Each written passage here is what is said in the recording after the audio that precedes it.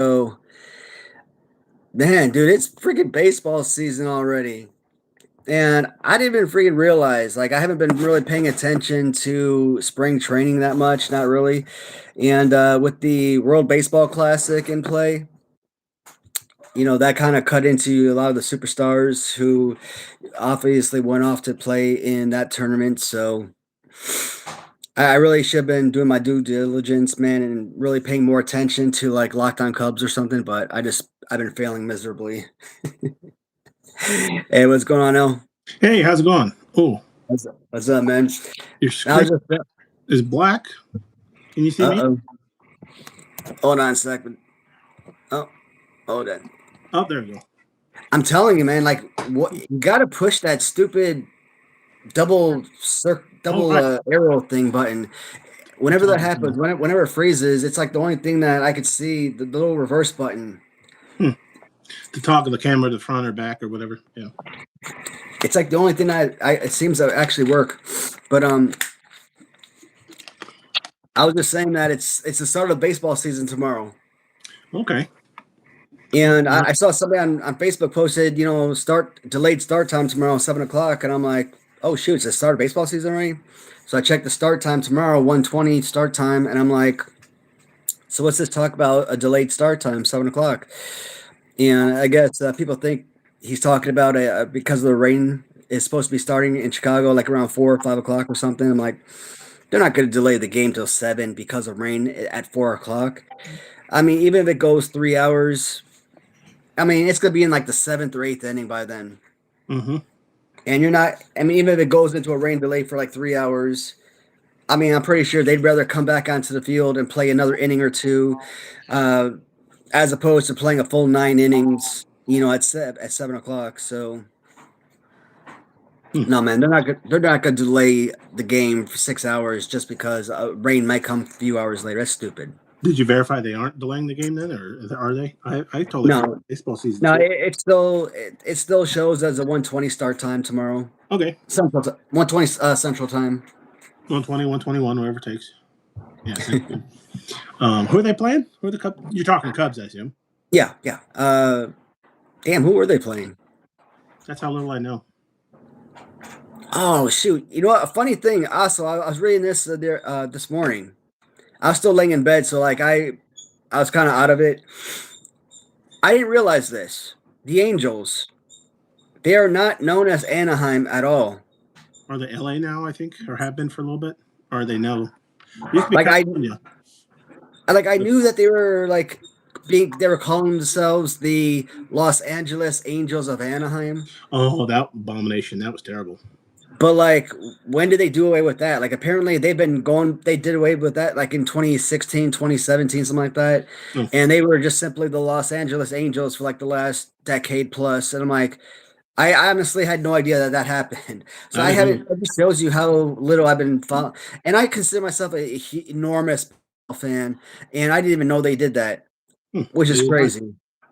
So they're now just the Los Angeles Angels, you said? Yeah. So now, and somebody made a good point. They are literally the only team in Major League Baseball that hasn't moved anywhere, and yet they've changed their name like 4 times in like 4 or 5 decades. That is funny. They haven't, have they? They moved nowhere. Maybe they have a new stadium since then, but I don't think it moved far.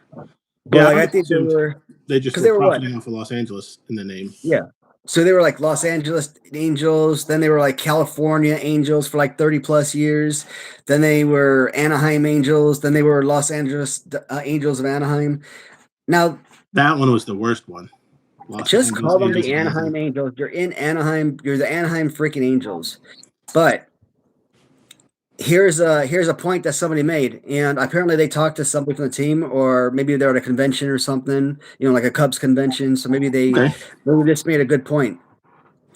They can profit a whole lot more by calling themselves the Los Angeles Angels as opposed to the Anaheim Angels, because if they call themselves Anaheim, they can only market or advertise in Orange County. Whereas if they call themselves Los Angeles Angels, they can advertise all over Los Angeles, plus Orange County, etc. I assume that's why they originally changed it years ago to put Los Angeles in their name. Yeah, reason, which is hokey. But the Los Angeles Angels of Anaheim is the worst name ever. Yeah, It's a terrible name. Anaheim Angels, yeah, I'm partial to California Angels because that's what I knew when I was a kid. But Anaheim Angels is alliterative. I'll go with that. Anything to not have LA in the name, but probably they'll keep LA Angels because of LA. Though right now with the Dodgers' success, probably not a lot of Angel fans being born. Probably more Dodgers fans. absolutely. No matter what they do.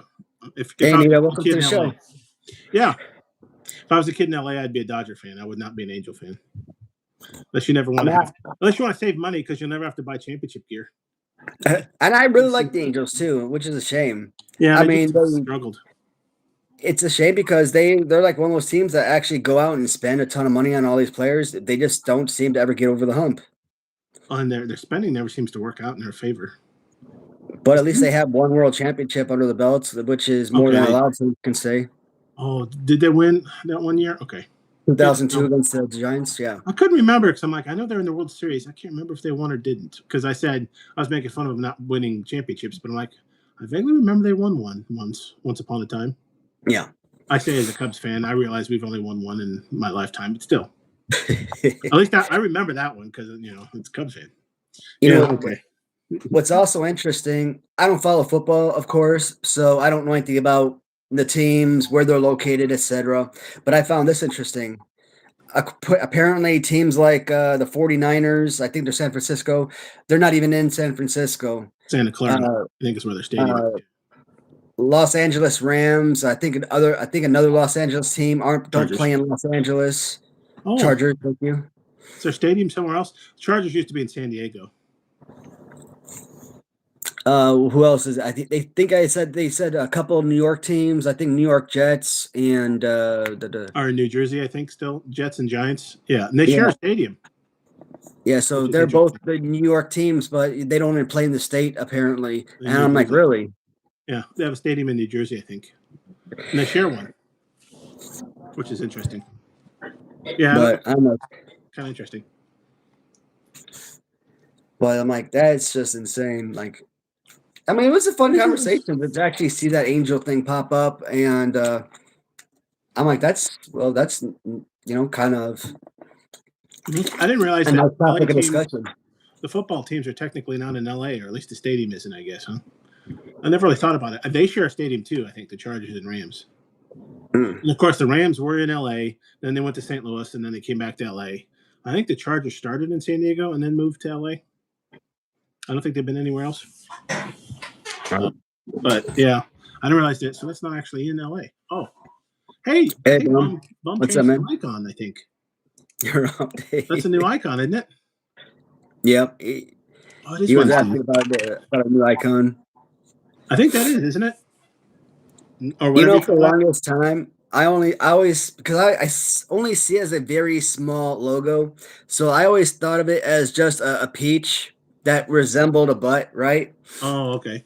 And then when he was actually sending out, like, hey, what do you think about this design? And I actually saw the full image of it. I'm like, that's actually a butt with panties on. I'm like, you sly dog. And then he's got the little stem at the top, so it does, make it look like a peach. And I'm like, that is brilliant. I'm like, that is an awesome freaking. That's an even better logo than I gave him credit for. Such a small logo. But I never knew that there was writing on it. I think it was Chris that said that there was small writing that you couldn't read, and I'm like, there's writing on there. And then I look closer at it. I'm like, oh yeah, there is. There it is. But he's got a new emblem now, a new logo, and I like it. It's got like a little orange and green mixed in with it, but it really pops. So it's pretty cool. Oh. Say happy birthday to Euron Osmani? Is that how you pronounce it, Euron? Euron Osmani? I'm guessing.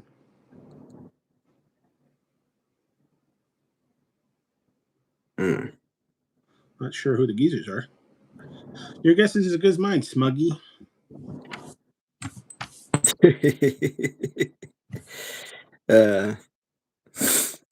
All right. I know you don't follow New Age Revolution. No, good.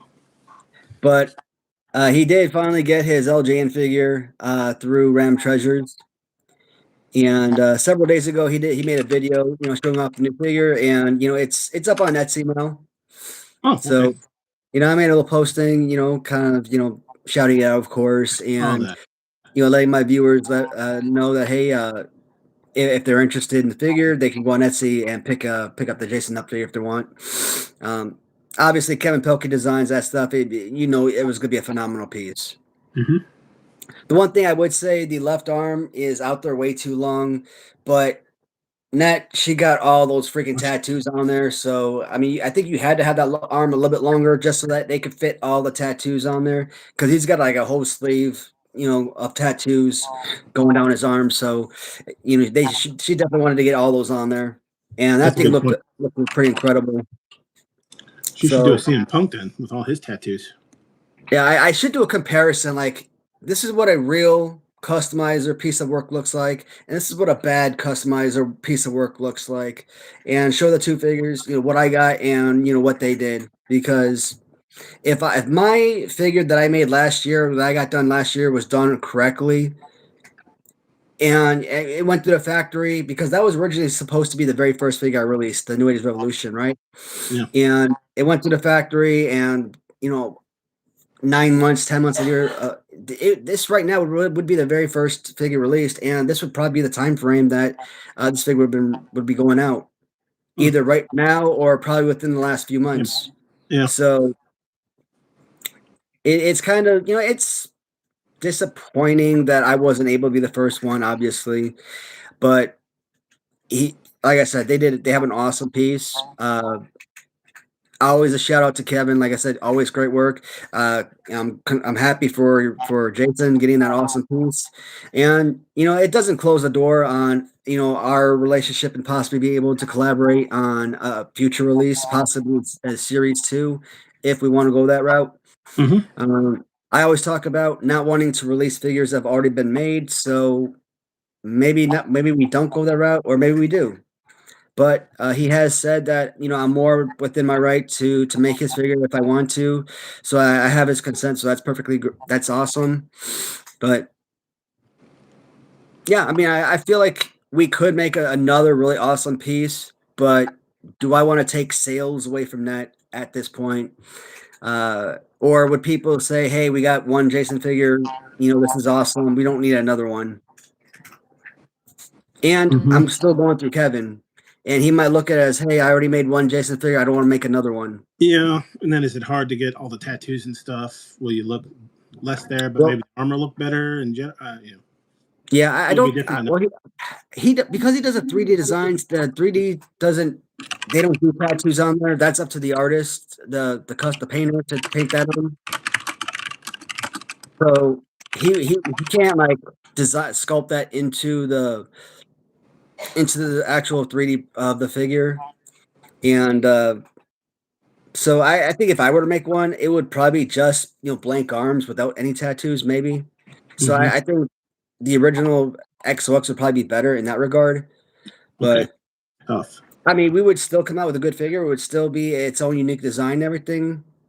And it would give fans an option, just like Latoonie versus Big Rubber Guy's Demolition. Yeah. Yeah. It's options. I like the rubber feel of Latoonie better, but I like the poses maybe of BRG. I don't know. Yeah. And I'm missing a lot of comments, so I'm trying to go back now. Oh man, I'm like way behind, guys. Yeah. Yeah. Ross is in the house with Bum. We got Euron, if I'm still pronouncing that correctly, and their birthday. Albania. Who's No. from Albania. Sorry, man. That sounds like an awesome flag right there. Yeah, I didn't really realize the Albania flag, red and black with eagle. Ketchup. I know some flags, but I'm no Sheldon. He had that fun with flag show. That was pretty good. Oh yeah, there you go. Black like a double eagle, I guess you'd say. Oh, it's bounded by you.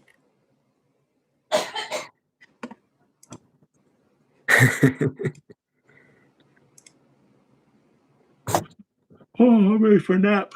I had a long day. Everybody else ready for a nap? I think as long as you do something, be okay. Yeah, that's a cool flag. I didn't realize Albanian's flag was that Yeah, that's what I'm saying, Bum. That's why I think like his figure might sell if we decide to make another one. But come on, catch up. All right, I'm almost there, and I think I am officially caught up now. Oh, I did see something very interesting on the XOX Customs webpage today. Something else new? Sorry. Multitasking. Not really new, but it was interesting with the Jason figure. And I'm like, this is odd. All right. Anytime XOX releases a new figure, the newest release is always like the very first, the very first piece that you see on her webpage. Every time.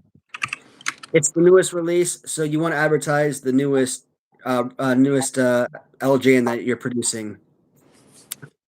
But this one, the New Age Revolution figure, wasn't the very first thing that you see when you scroll down. Like I had to go searching for that bad boy. Like I had to go sit there and scroll through the entire thing, and it was like near the very bottom.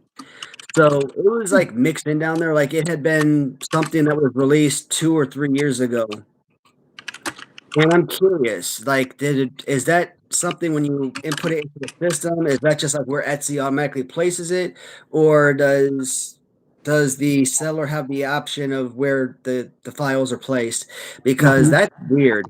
Why everything else when it gets loaded up, it gets loaded up first, but this newest release gets loaded up right smack in the middle or towards the bottom of the page. So that was odd to me. And a lot of that's important, right? You want to see your customers want to see, Yeah, so I'm like, stuff at the top probably sells better than at the bottom, and blah blah blah.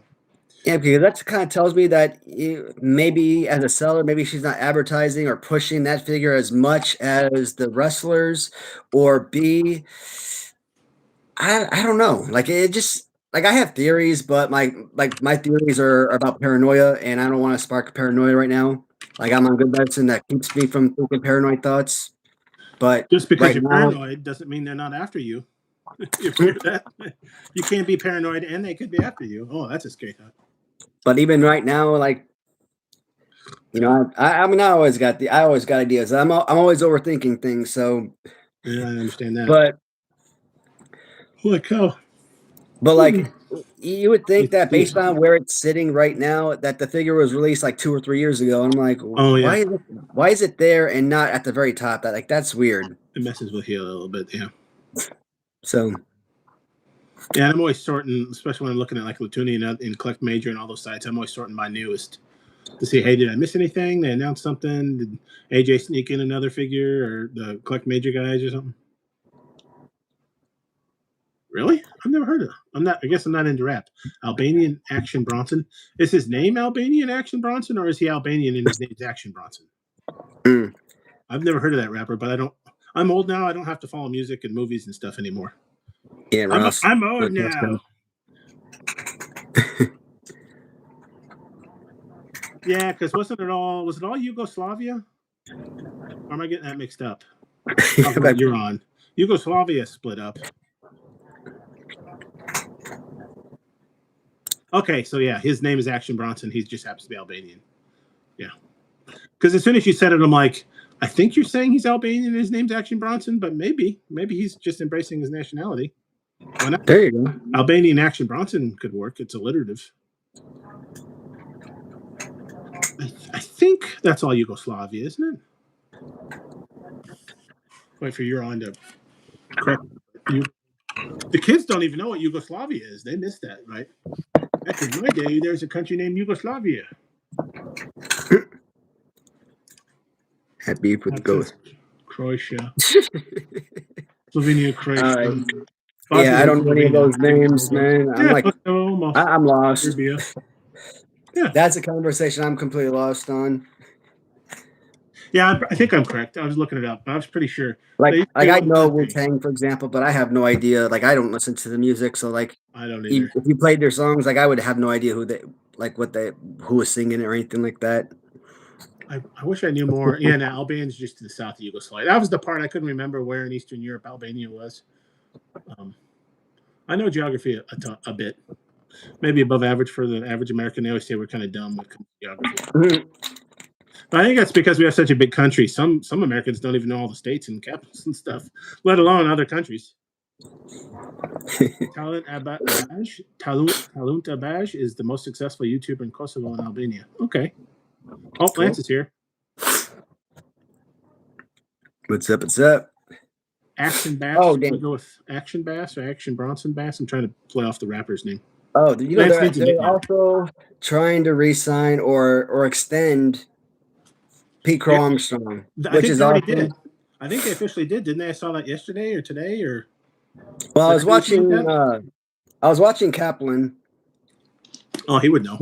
Dave Kaplan, and they said it was like between 6 and 8 years, probably 6 years with a couple option years, but he didn't really give a number. So, I mean, what is it? What is it going to be? 17 million a year, 25 million a year? What kind of numbers are we saying? And here's the problem, man. Like, I love Pete Armstrong. I definitely want to see him stay with the Cubs long term, but I think that's too much, maybe. I mean, if you're giving him 20 million after one good season, too much too soon. And he didn't even drive in 100 RBIs. You could say, well, he was a 30 home run, 30 stolen base guy, Gold Glove caliber defense, and you're complaining because he had 95 RBIs and not 100. Well, here's the thing, though. I mean, based on his output in the first half, he should have been close to 50 home runs and like 130 to 150 RBIs easy. He was going to fly by all that, and then he struggled in the second half because the pitchers caught up to him, and there's no guarantee he'll figure it out. He has the next step, right? It's an arm a little bit. And this was like his first like real season, I mean, the other seasons, like they were like he was a part-time player. He wasn't this was like his full taste of the big leagues. So people always have sophomore slumps. And this year I don't really expect him to be another 30 homer 100 RBI guy. He might be 20 home runs maybe. He might be 70 RBIs. He might be giving you Dansby Swanson type numbers, 240, 2070, something like that. Or maybe more productive, because sometimes Swanson, man, he really hurts me. His offense disappears at times, and you're like, oh, come on, buddy. And imagine if both of those guys are getting paid $25 million apiece. Great defense, but somebody has to drive in the runs. We can't have all just Gold Glovers only. Right? Yep. That's great. You prevent a lot of runs, but you got to score eventually. You can't win 0-0. Right? And nobody's talking about re-signing Nico Horner. And I love Nico Horner again, but is he worth $20+ million a year? Yeah, a lot of people say they might let him go or maybe even Happ, and people are nervous about one or both of them. Right? I mean, I would re-sign Happ. $15 million a year is fine. Even if you give him $20 million a year, I'd say, you know what? He's a lifelong Cub, drafted by the Cubs, stayed with the Cubs his entire career. I mean, he's the voice of the franchise. Yeah, an ambassador for the team. So he is. Isn't he like a player rep or something like that too? Like he does a lot of stuff. Yeah. So I mean, he's going to give you 20+ home runs with around 80 RBIs, with the potential to give you up to 100. So he's going to get on base a lot. He's going to drive you the big runs. He's going to have big months, big moments, but he's going to struggle like crazy all the time. And he's going to win you Gold Gloves in left field pretty much every single season. So but there are times when he disappears, right? And you're kind of like, the Cubs have a lot of those guys, unfortunately, a lot of streaky hitters, unfortunately. And then sometimes, like they did last year, they'll get cold at the same time, and you're not going to score, and you're going to lose. You're going to lose a lot of 2-1 games, 3-1 games, 3-0. You're kind of like, if only we could have scored one.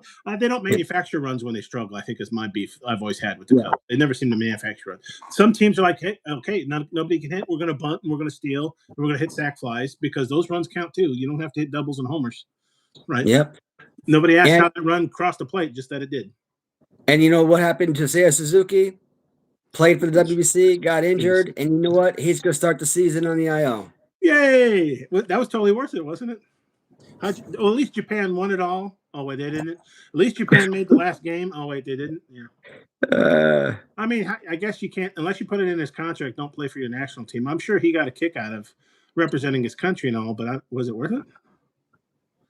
I don't know. Mr. Too Sweeten. Oh, that's a pretty good one. Mr. Too Sweeten, kind of like a Scott Hall, Razor Ramon. Hey, yo. Lance Hall, Razor Bass, something Too Sweeten. Yeah, we can work on it. We'll workshop it a bit. Trying to get Lance a nickname because he's so good at him. It's fun to say, isn't it? It's so fun to say. Hi, y'all. I can't do his voice, but it's just fun to do. I want a toothpick now. I can throw it at you. Rest in peace, Scott. Yeah. The famous Cuban from Minnesota, I think. Or maybe he was born in Carolina. Learned his wrestling in Minnesota, at least. Yeah, I don't know. I think North Carolina, maybe. I don't know. Can you mod me? No. Yeah, no. Yeah, I don't do that. Random people. Sorry, you're on. It's kind of neat, though. I'm glad you showed me that flag. It's a neat flag. Albania down there with Greece and Serbia. And the Republic of... What is that? Republic of Macedonia. That's the former Yugoslav Republic of Macedonia. Is that their full name? Macedonia? Holy cow. Mr. Too Sweet. I like Too Sweet. That's pretty good. Call them like sweetened iced tea or something. No, Fly the L Custom? Huh? No, not that I know of. I mean, news to me, not yet. Maybe eventually. See, that could be one of the later series. I am a maniac. You know, I did see, I guess it was posted 5 months ago, but YouTube or WWF or E was smart yesterday, you know, with Dennis Condrey's passing. I watched Cornette talk about him, but then they had a posting of like an hour or two long, I think, of just Rock and Roll Express versus the Midnight Express matches. That was kind of fun to watch. Though looking back, I saw it was another one of those scaffold matches. Yeah. Honestly, those are more of a gimmick. Those are kind of boring because you don't want those guys to fall to their death. So there's only so much you can do on a scaffold, right? I'm like, yeah, it's kind of because I caught one of them and I'm like, yeah, see, these are kind of boring. Even the only reason the Road Warriors Midnight Express one was good is because famously Jim Cornette fell. Boss man, Big Bubba Rogers at the time didn't catch him and he like tore his knee ligaments to shreds, right? That's the only reason that, and it was, I think, a Starcade, so it was a pay-per-view. That's the only reason that was memorable, and that might have been the first scaffold match, but largely they're boring. Because you don't want these guys to kill themselves. They're up on a scaffold. Now, imagine if AEW did a modern scaffold match. Oh, boy. Darby Allin would do a coffin drop off the scaffold into a flaming table from like 30 feet away or something. Kill himself. That guy's crazy. Not in a good way. Yeah, Dennis Condrey. And in fact, trivia note, he started the Midnight Express. Jim Cornette didn't start it. Him and, I think, was it Randy Rose? Yeah, I would not do it. I think that was the only one Cornette did. I think Dusty Rhodes himself asked him to take the bump off the scaffold. Yeah, I don't think he ever dreamed of going on a scaffold again. And then one match I saw, Cornette definitely stayed on the ground. Maybe he got in the ring, but he did not get in the scaffold. He was down on the ground. I think he had a red jacket on and white pants, or vice versa. He was definitely on the ground for that one. There was a neat one where somehow he was handcuffed to someone. They're having a match, and so he would try to get up to tell the Midnight Express what to do or whatever, and the guy that he was handcuffed to would rip him back down. That was the gimmick they're playing with. That was damn, got dementia. That's sad. Pumpkinhead. He might have. I think he also was a diabetic. But what was interesting is I assumed Condrey had died from old age because he was 74, 75. But apparently he had fallen in his home and like broke his neck and maybe parts of his back. And I think I think he survived it, but they put him on a ventilator and took him off it, I guess, is what I heard that from Cornette. Cornette, mentioned what happened. They're like, oh. So he would, in fact, I think his wife was going to finish this month and then finally retire. And I'm just like, oh, does this get worse and worse? So she was finally going to retire, and they're going to, he's a little older than she was. I think she's in her 60s. He's in his 70s. But he kept saying, hey, retire. Maybe they didn't need the money. She could get Social Security. We could enjoy her life, right? And this was her last month working, I guess, allegedly, when he passed. I'm like, oh, man, best laid plans, right? Yeah, that's sad as hell right there. Yeah, so I'm like, I'm not glad I found that out now. I wish I would have known that. I wish I could have just said, oh, yeah, he died of old age or something. He died in his sleep or something, right? But yeah,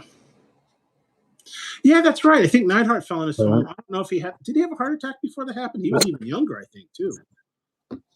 I forget the findings around him, but I think Florida or Missouri, fell. I don't know if he broke his neck or something. I can't remember, but Who, Jim? yeah, I know he had fallen, but I don't know if like a heart attack or something caused him to fall, or if he had fallen and that killed him. And you think of all the bumps they took. Yeah. But he did say Condrey, I think at one point had a neck cancer or learned somehow his neck might have been weakened from cancer and chemo and stuff. So he suspected that didn't help him. And I mean, you're 74. I don't care how good you are at taking bumps. The body, time is undefeated. But man. Nyla or Natalia? Yeah, Natalia. Yeah, I'm having a shit time freaking trying to pronounce her damn name. Yeah, Natalia Neidhart is his daughter. I still, you said it like 6 times. I still can't pronounce her damn name. Natalia. It's kind of a funky, is the emphasis on a different syllable than you're used to. It's like you want to get into the word, but you gotta put some emphasis at the beginning first before you get into the rest of her name or something. I don't know. Natalia, it's a fun name. I think she's still kind of wrestling, maybe part-time. I think she does a lot more training, but she has been wrestling that one. Jim Cornette calls her model lady because she's very attractive, but her wrestling skills aren't there yet. I can't remember. But yeah. Well, she's isn't she like the only wrestler or one of 2 wrestlers that have appeared in like every single women's Royal Rumble? So I thought that was so. Maybe so. She's actually, I think, been surprisingly healthy, so I could see her being in all of them. Oh, that's what I find fascinating. The 2025 Royal Rumble, they did something different with that tournament that I haven't seen in any other Rumble before. With the women or the men? Well, with both of them. I can't remember. When people come out for the Royal Rumble for 2025, I haven't seen 2026, so I don't know about that one. But not only they show you what number it is that they come out, which is awesome, but it also shows you, hey, like Kane. Let's say Rey Mysterio comes out, and let's say Rey Mysterio 2025. This is his 14th Royal Rumble appearance. They'll say 14th appearance, and they'll say he won the 2004 Royal Rumble, and he was the number 3 entrant or something like that. Stuff, yeah. Yeah, and then it'll say something like he lasted this amount of time or something like that.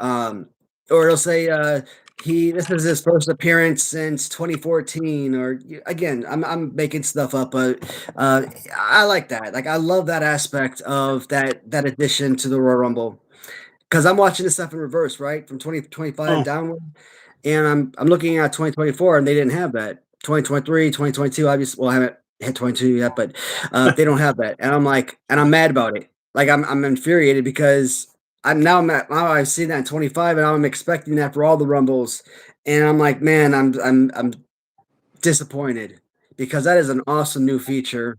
And it kind of turns it into a sport. AEW does a little bit of that because they'll show their win-loss record this year or something like that. It turns it into a real sport, if you will, right? Which is something that I think AEW's wanted to do. Those kind of stats. I mean, because baseball's littered with them, football's littered with them. WAR, wins above replacement, and I think they have even like weird adjusted WARs. It's like some folks are just math nerds and baseball fans, and they're like, let's invent a new stat today. Oh yeah, John's X percent of runs driven in on a Thursday night when it rained the day before, in the Eastern time zone with, it's like all these weird stats about trying to analyze how good a player this person is. It's kind of interesting. I grew up with like home runs, RBIs, batting average, stolen bases, even runs scored was kind of interesting, but that's not always on you. Now they have all kinds of fancy statistics, especially in baseball. No, for baseball, I just like the basics. Once you start getting into WOBA and all that crap and F-WAR, and I'm like what? I don't know what that stuff means. Stop talking to me about that stuff. You're definitely F-WAR, right? F that. No. Wins above replacement sounds good, but I don't know how they figured it out. Like that sounds like that could be a meaningful statistic. Is it? I don't know. Is it really? I think it's because they're trying to say that, okay, how good was Ryan Sandberg at second base? Well, he provided X amount of wins above an average second baseman, I think is what they do in that case, an average person at your position for that year or whatever. Like, so it's trying to make sense of how good are you at that position? How good are the Cubs in center field? How good was PCA versus an average center fielder? And then you can figure out, okay, do you need to improve? Oh man, your left fielder was below zero WAR, I guess. I don't know. But I don't know how they figure it out. And like there's damn lies in statistics, right? So if they figure it out in a funny way, like there's no math teacher that comes down and says, yes, you figured out WAR correctly. It was an invented stat, right? It's not like in math where they could say, no, John, you messed up that problem. Oh, okay. 2 plus 2 is not 5. Are you sure? You ever heard that joke? 2 plus 2 equals 5 for large values of 2. That's a math joke, maybe. I don't know if everyone likes that one. You can almost hear. You ever hear some of those funny ones? I don't remember them offhand, but there's always weird ones like a chemist and a physicist and a math or stats, person walk into a bar and they'd have weird tax on it. Like usually the math teacher is like, "Oh, you can prove or disprove this or whatever." I wish I could think of a joke because it would be funny. Just laugh, anyways. But there's some of those funny jokes that I get a kick out of. Did you see for Kelvin's Kelvin, back? Kelvin has a. Yeah. Did you? Might be done. Yeah, just getting ready to say for Kelvin, I love Vacancy, but I'm gonna have to go with Strangers on this one. Also Strangers. And the fact that it's got a lot of actually, I think Vacancy had a part 2 as well, but I don't think I remember Vacancy 2 or never seen it. But Strangers, they've had at least 3 movies, I think. So I'm gonna go with Strangers because I love all the spin-offs as well. Now, in Vacancy 2, was it like fold up then, the hotel? Vacancy 2, no more vacancies or something. Some Vacancy 2 Electric Boogaloo, I think is what it's called. Like I know Vacancy 1. I definitely remember Vacancy 1. I saw it probably back in the early 2000s. And but I mean, it was a great movie. And I'm pretty sure there was a part 2. Like I said, I just for the life of me, I can't remember it at all. So but all the Stranger movies, and I think they have part 4 coming out in not too long from now. So Stranger 4, Friends. So I mean, the one about strangers. There's a cut. All the Friends episodes are named the one about Stranger 4, the one about Friends. No, I don't know. I didn't know they had all those sequels. I've only seen the first of each. He's got another one in there too. Drag Me to Hell or 13 Ghosts. Probably I would have said 13 Ghosts, but I didn't Drag Me to Hell. Now that's spectacular. I love, that's because I saw Drag Me to Hell way later after it was already in the theaters and came out. And a buddy of mine, hey, you need to see this, and it just slipped on my mind. I'm like, oh, okay. I would only probably say Drag Me to Hell because the ending scene when the girl at the very ending when she drops the freaking ring or rock, where the hell she was dropped, I forgot, and they come out of the freaking ground and pull her through the damn train tracks.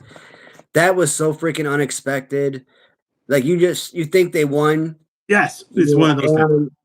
And it was just so random, like so unexpected. I mean, 13 Ghosts was incredible, but that just could not be. There's just no comparison with that ending. I feel like if there were 14 Ghosts, it would have been better. No, I'm just kidding. Do we have a guest on the show? I heard a caller or something. Is there somebody on line 1? That's probably Summer Lining. Is that Andy Meowter or something? Andy Richter? I don't know who. Andy Meowker. Or something. Just because I was on a Conan rabbit hole the other day. Andy was taking him back to his Chicago haunts, and they were. So wait, there's 30 women in the Rumble?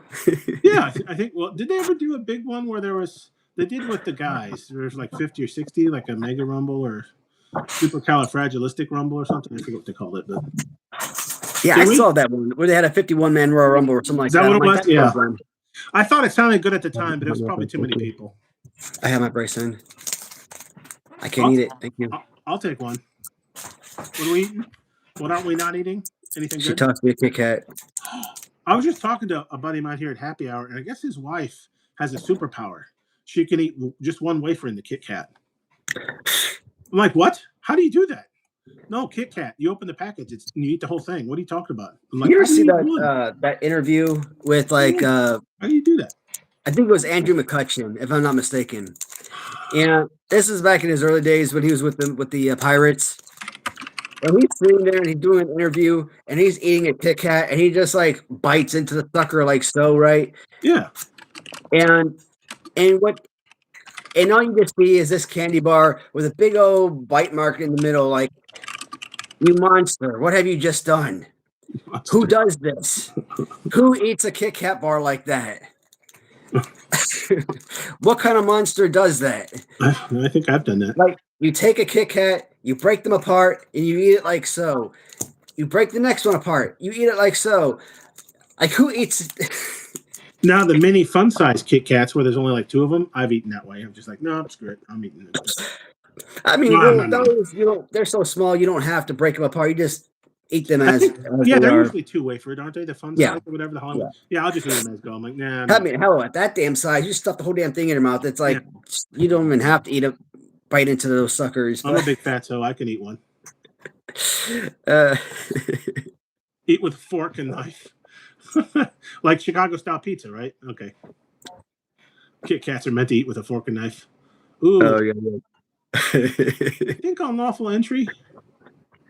Yeah, I think so. There are a lot of good movie ones. Unlawful Entry.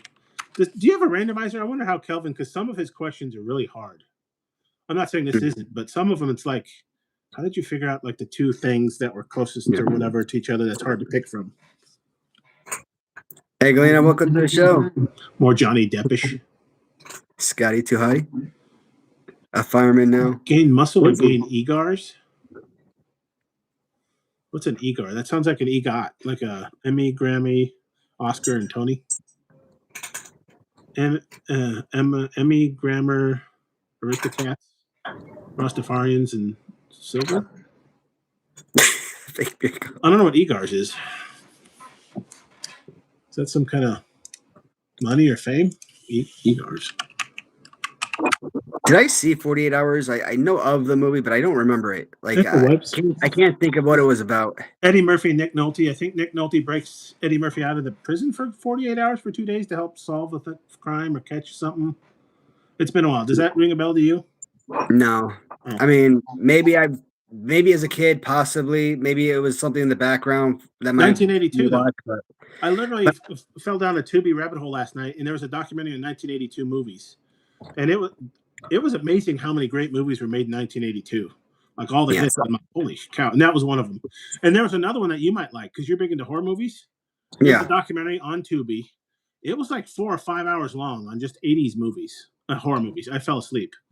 It was like a 5-hour documentary on 80s horror movies. Like, I didn't realize Tubi had all this, I don't want to say great stuff, but different stuff. Because you have to be in the right mind to watch a 5-hour documentary on 80s horror. I fell asleep to it. I didn't finish it, but no. Yeah, I'd have to go 48. I mean, I'm sorry, not 48. Yeah. I'd have to go Trading Places on that one. Yeah, probably if you push me, because I still watch Trading Places more often than 48 Hours, so my brain's telling me probably Trading Places, but nothing wrong with 48 Hours. No, 1982. What was it? Dang, I just watched it last night. That's how poor my memory is. Definitely E.T. and 48 Hours. What were some of the Was one of the Indiana Jones in 82? One of the Star Wars, maybe? Or Johnny Deppish. Damn, I was surprised, though. There was a freakish number of movies released in 1982. And like the one person said, it didn't matter who won. Blade Runner, The Thing, Star Trek 2. First Blood was 1982. How about that? Poltergeist, Fast Times at Ridgemont High, 48 Hours, Dark Crystal, Sophie's Choice, Diner, Gandhi, Tootsie, Conan the Barbarian. You know, I didn't realize that Phoebe Cates was in that movie. 1982. Secret of Nim. They didn't even cover Secret of Nim. That was a great movie as a kid. Phoebe Cates was in that movie, Ridgemont High. Yeah, because was that Jens Reinhold, or who was caught masturbating? He was in that movie too. And I'm like, damn, like that movie, like that they were talking about that movie on Facebook this morning, and they're talking about like the most paused movie in history. Most like paused.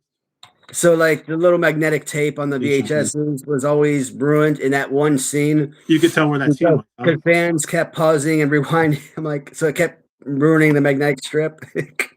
But I'm like, man, when I think Phoebe Cates, I think Drop Dead Fred. You know, one of my favorite childhood movies. That's on Tubi as well because I added it to my list. I haven't seen that forever. There's a lot of stuff on Tubi. I don't know if I like the commercials. I kept getting the longer and longer commercials. I don't know if Tubi hey, you're a new customer, so we're just going to show you these short commercials. And then as you watch more and more stuff, now I'm thinking like AI and other algorithms. Like, oh, now that John's watching this, let's keep increasing the length of the commercials. Because then I noticed, I'm like, oh, this is like a real commercial from cable, like 4 minutes long. They tricky though, because they'll say like, oh, this is only 30 seconds, and it's like add one of 400, and you're like, oh. Yeah, you know what I realized thinking about Drop Dead Fred right now? My family is a bunch of freaking assholes. Phoebe Cates. Your what? Your family? That's one of those suckers. They're all a bunch of freaking assholes. Your family? Yes, every last one of them. First off, as a little freaking kid, man, like when I'm growing up, 5, 6, 7, whatever, they always used to make fun of me, like, because one of my favorite movies was Porky's. Pee-wee's Big Adventure. Andy, damn. So they used to always ride my ass, like, oh, you look like Pee-wee, like, dude, that's not an insult. Like, I freaking love Pee-wee, so screw you. Mr. Herman. So, always used to make fun of me, say I look like Pee-wee Herman, which I'm pretty sure was their way of trying to make fun of me, whatever. My mom did that stuff. My brothers and sisters used to do that crap with you, right? But also, I, as they like to always say, I fight with air. Quote.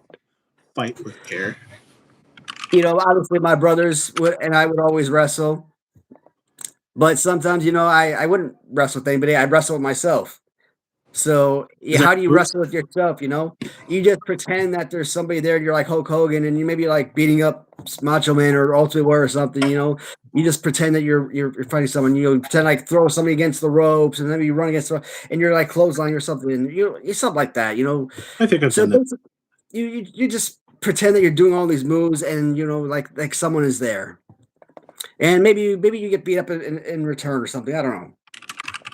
And of course, it's like, he's either fighting with air or he's playing with Drop Dead Fred or some BS like that. I'm like, I think back on these moments and I'm like, my family was a bunch of unsupportive assholes. God damn. Jesus Christ. I remember practicing taking bumps. I didn't know what they were called at the time. Interesting. I go, oh, he hit me and I fell down on my bed or whatever.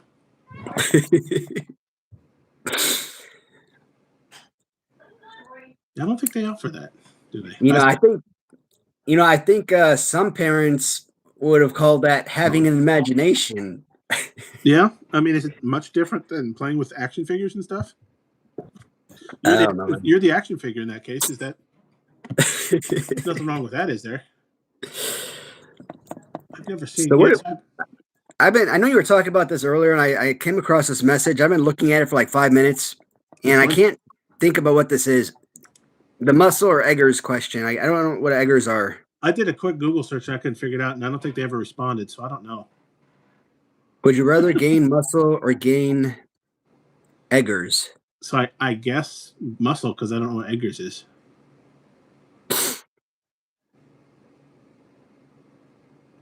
Phoebe Cates. I like Lance. Love the sound of rain and Jason complaining. He's always dinging Jason for the complaining. Oh man, excuse me. Seth freaking Crichton. Instead of freaking Rollins. Dang, I'm like still real thirsty. You should my bats. I wouldn't make it Kit Kats. Get all melty. Oh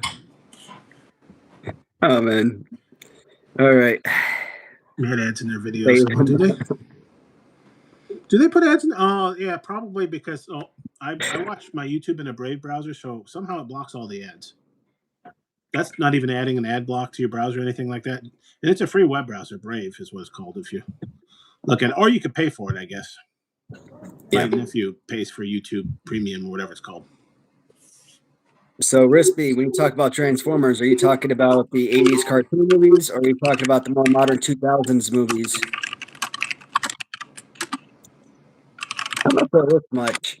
When freaking Shia LaBeouf is like, when he thinks his car is stolen, and he gets on his bike and he's chasing it down. One of the funniest scenes in cinematic history is when he's on the phone with the cops and he's all like, I am in pursuit. I don't care. Just the way that he said that, that's got to be like, that is freaking comedy gold right there. Like, he relayed that so perfectly. I'm like, you're in pursuit, dude. You're in pursuit on a freaking bike chasing down a damn motor vehicle. Good luck with that. I'm in pursuit, yeah. Reminds me, what movie was that? What did you say? Transformers, I think 2007. Oh, really? Oh, okay. I was thinking of True Lies because at one point Arnold Schwarzenegger is on a horse And I think the other guy's on a motorcycle, and I think he says something like that to Tom Arnold. He's like, "Did you say you're on a horse or something like that?" I'm in pursuit. I mean, at least that sounds like that's pretty badass. You know, you're chasing somebody down on a horse, you know, but damn, like chasing them down on a bike. That's a good one. The Stand or Tommy Knockers. We've had a few of the stands. I like how I get to say that. Which the Stand? You like them? Actually, hasn't there been 3? Maybe I'm discounting. I know there's at least 2 of the stands. I'm just trying to get the Stand into the conversation as much as I can. It's fun to say. Yeah, Russ, that was 84 for Nightmare on Elm Street. I want to say one of the stands because I like the idea of it, but I don't know. It gets too supernatural for my taste. I'm just kind of interested in the killer virus stuff and the end of world type of stuff. Then he gets weirdly supernatural about it. That's my problem with Stephen King all the time. I'll probably still say the Stand, but it just gets weirdly like even it. I'm like, I like the idea of the killer clown, and somehow he comes back every 26 years or something like that. But it gets weirdly supernatural, and I'm like, I don't know how I feel about that. I know that's his shtick, but I need to. Which one was the Langoliers? I think I've seen it, but a lot of it blends together. The movie. Yeah, she was. Yeah, she was. Yeah, both of them. I think. Wasn't Hulk Hogan in the second one as well? Yeah, that's why I got to go back and watch that just for that one scene. A minute or two. And the fact that he's wearing his damn heavyweight title at the same time. Oh my freaking God! Like that is perfect. I think I do. Like I love those little small cameos. I think I do remember Langoliers. They're on the airplane for that one. I need to watch it again though. I don't think I've seen American Virgin or Pretty in Pink. I've seen. That's my problem is I've never seen Last American Virgin. I looked it up just to make sure, so I had to go with Pretty in Pink because I have seen that. I'm not saying that's my favorite movie, but I mean it's the only one I saw of the 2. It's that good, huh? Langoliers. I mean, I've probably seen Pretty in Pink. I just don't remember it. Like 180 minutes, number of episodes 2. It was on ABC. Wonder where it's streaming. It's got Balky, Bronson Pinchot. I don't remember Balky in there, though. I did see Perfect Strangers is on Tubi. I'm like, I don't know if that's streaming anywhere, so I might have to check that out. I remember enjoying that TV show. Where to watch Langoliers? Where are yous? I can buy it. It's not on like Hulu or something. Come on. Client sleeps the Jason complaint. Okay? Somebody's got to fill me in on the. I watched all of Jason's videos, and I mean, he has his gripes here and there, obviously.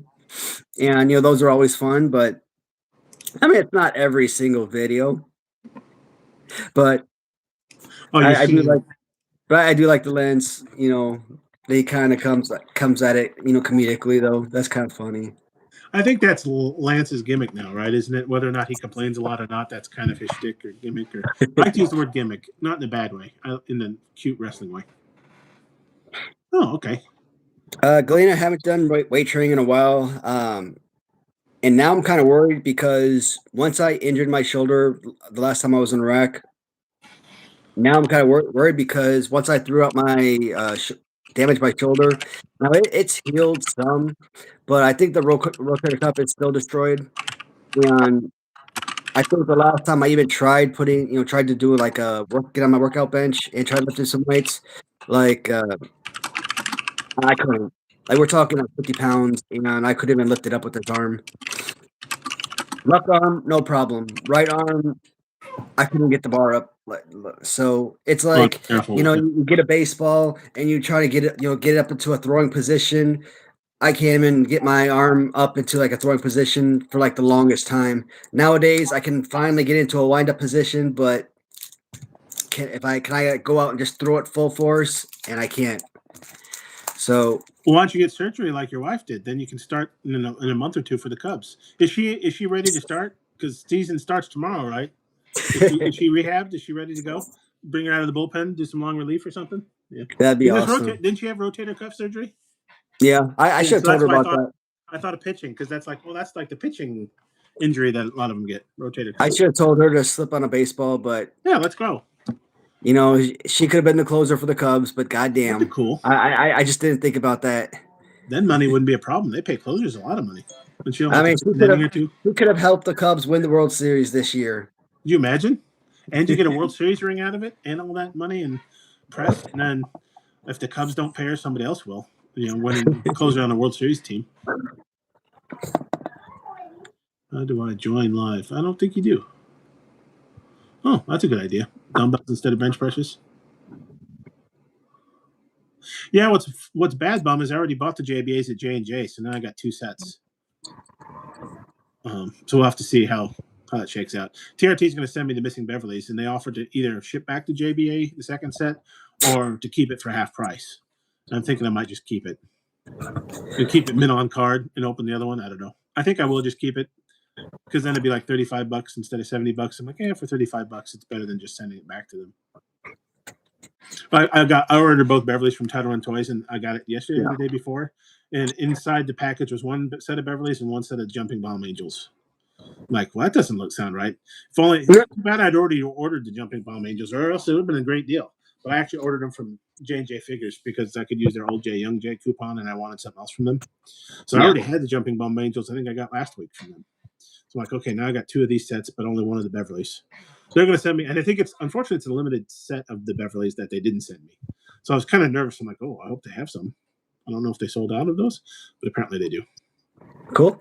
So I'll let them know, I'll keep the second set of Jumping Bomb Angels for half price. They offered me a discount. I was a little taken back, but maybe, they're a smaller company. They can't just let stock go.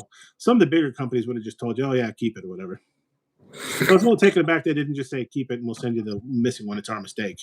But half price is pretty. The one downside about Title Run Toys, at the time that they were starting to come out, like I had already decided that I was going to stop, buying from different retro lines. Yeah, I had there's way too many companies and way too expensive, and I just couldn't afford to keep up anymore. And it's a damn shame because there's so many figures that I want from that company. Like everything they're coming out with, it looks pretty spectacular. But when I buy them, I don't want just one set. I want 2. I want to open up a package that I can display loose and actually look at, and have fun with.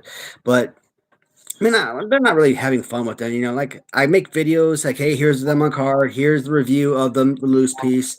I display it somewhere, and then I may never look at it again. So I'm like, at this point, if I was, on like Fig Heel, Kyle Peterson, and I was earning some kind of revenue like those guys do or something, it would make sense to use that revenue towards the channel and keep the channel going for collection purposes. But I have to be more rational with how I'm spending my money. It's expensive enough buying one set, but buying 2 sets of everything. I think I've got to, I don't know, watch it because I got a bunch this. I think it's because some of it was pre-ordered and ordered a while ago, and I got a bunch this week. And I'm like, okay, maybe I've ordered too many figures now. I've got a bunch sitting around unopened because I don't feel like opening them. I open up. I think I got the Inoki, the Japanese Inoki with the long pants, so I opened one of those. And then I opened up, I think, Grapplers and Gimmicks, Godfather last night. Like I should open a few of these. I got so many more Grapplers and Gimmicks. I got a bunch to open. Most wanted figure you still do not have. Oh. Huh. That's a good question. Do I have one? Most wanted figure. Oh, I have a ton in mind, but can you narrow it down? I mean, I can't narrow it down to one. I mean, I can narrow. I have to go with an LJN of some kind, just because they're the oldest and the first I ever collected. But which one? Well, that's a tough one. Lucky Number 11 or Smoking Aces. Which LJN? If all of the LJNs, would I want?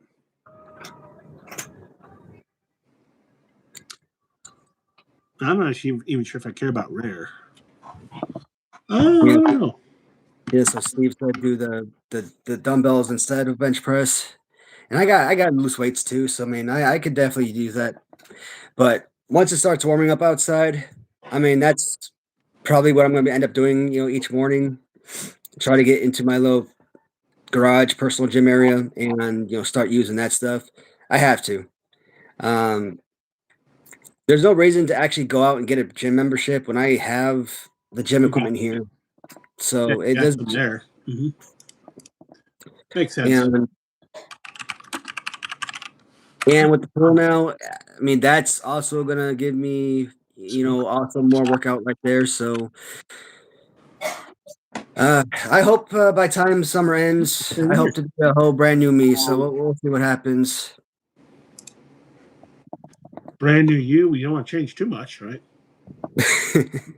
That's a tough one. I don't remember them well enough to choose between Lucky Number 11, Smoking Aces. Do I go down because of the name of the movie is so different? Smoking Aces is a good name, though, too. Do I have a favorite between the two? So I'm going to answer Galina's question. Yeah, did you narrow it down to one? Not one, but I'm going to at least give a line. So obviously the Remco, the AW Remco's Series 5 Matt Manias. I have a couple of Series 5 cards, but I mean, obviously you need the big ones. I still need like the Sheik Adnan, and I need Boris Zukov, for example, and the Rockers and on card. So I need those all carded. Even the re-releases like Paul Ellering and Ric Flair. It would be nice to have those carded. Which But am series? I ever going to get those? The Series 5 Remcos? Oh, Remco's. But those are, even the Ric Flair, that's like a $3,500 figure. I mean, 10 years from now, when everyone who's going to be 40, 50, 60 years old, 10 years from now, nobody's going to want them because everyone is going to be aged out of the point where they're going to be trying to downsize and they're not going to want to be collectors anymore, or they're not going to be wanting to add to their collection. So this $3,500 figure today is probably going to be worth $250 maybe 10 years down the road. So, a person that's trying to get all the money in the world today, and maybe they could sell it for $1,000 today, and they won't take it. But 10 years from now, when the price starts going down, they're going to lose all those funds. I'm still struggling. It'd have to be an LJN, but how do I know which LJN? I don't remember. It'd be easy to get, so it's not that hard. But like, I remember enjoying the Iron Sheik because didn't he also have the curve on his boots and stuff? And he was a bad guy, so he's fun to beat up. But he's not like it's that hard for me to get an Iron Sheik LJN. I don't have that good of a wish list. Like I wasn't even into the Matt Manias and the Remcos. I didn't know those about as a kid. Those are expensive, it looks like. And I don't know if I'd want men on card because I want to open them up and look at them and play with them and all that stuff. Iron Sheik seems like maybe a Roddy Piper, but see, once again, that's easy to get. And Roddy Piper LJN, depending on the shape, maybe super minty. I might go with Piper. I'm not saying his play pose is any good, but I really enjoy him now that I didn't Just enjoy him because he's a Piper. when he was a heel. Right, I didn't enjoy him as a heel because I was a kid and he did his job well. You hated him, or maybe a Heenan. That might be what. It's not just because of the figure, but who it represents, maybe. But maybe a minty. That's tough, but definitely an LJN. I just can't narrow it down. Yeah, man. Like I said, I got a whole laundry list full of like the Series 1 dark skin Jimmy Hart from original San Francisco is on my wish list. Lance's favorite figure, I think, right, Lance? The individual card of Davey Boy Smith, LJN, as well as the Series 5 white shirt and red shirt Hulk Hogan on a blue card. Oh, geez. I got them on black card, Series 6 re-release, but I don't have them on blue card. Blue and card those forever. three, and those three will finish off my original LJNs for the original releases. Now for the black card re-releases, like Big John Studd on black card, Jake Roberts on black card, Teddy Biasi on black card, etc. I'll probably never get those. Someone was actually selling a black card Teddy Biasi on LJN, and I put an offer. I knew it was a low offer. I assumed it was probably going to go over $1,000. Like I put an offer for like $750 because I didn't want to go way too high because one, I couldn't afford it, and two, I kind of didn't want to put it way too high just in case he was going to go lower. So I figured, I start reasonable and see if we could go back and forth. So I said $750. I was thinking maybe it'd go for like $1,000, $1,250 maybe. And let's see, maybe we could work something out. And he's like, somebody gave me an offer for $10,000. I'm like, what the? I'm like, I'm gonna throw my hands up. I'm just gonna walk away. Like, Jesus Christ, I was nowhere even remotely close. Matt Cardona with his new WWE money or something comes in, like, yeah, I'll give you $10,000. I'm like, I didn't even think he'd do that. I want that freaking re-release LJN. I want a $1 million man black card. I want Elizabeth black card. I want a Macho Man black card LJN. But god dang it, I am not paying thousands and thousands of dollars for that stuff. Like I thought I put in a really fair offer, maybe not a great offer, probably not even a good offer, but I thought I put in a fair offer at 750. And I thought, we could, even if he came back at like 2,000, maybe for that figure, I would come up, a whole lot, and we could work something out and come out to some kind of price. In the past, with other people I bought from, I'm like, hey, I'll pay you this amount of money, and we could work something out.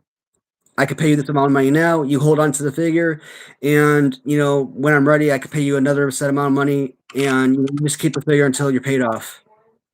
And that's worked fine for me because that way it allows me to pay them in installments. They keep the figure, so it's not like they're worried about being losing out on their figure or money or anything.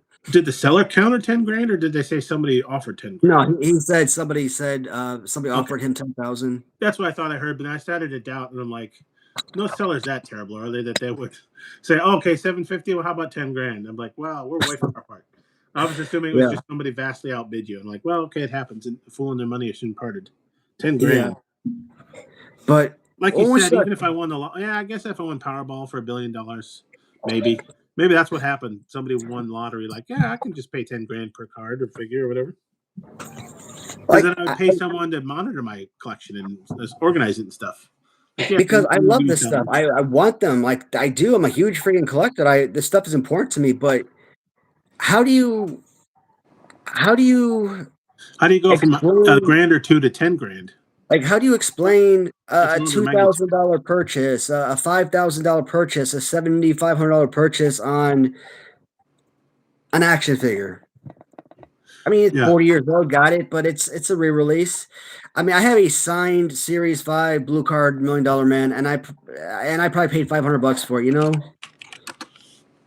It's an autographed figure, and and I mean, yeah, it's a blue card. It's not like it's rare, but it's a $500 figure, and even that might have been an overpay. So for a black card, I mean, I knew my offer was low, but like I said, people always can have the right to counter. It's not like hey, this is my offer. It's my final offer. It's it's just an offer. Yeah. You counter and we go back and forth and see if we can come to an agreement. That's how that's how offers work. Yeah. What happened there? But $10,000. I'm like, well, at least you wouldn't get fooled into spending too much money on it. Like you said, you weren't ready.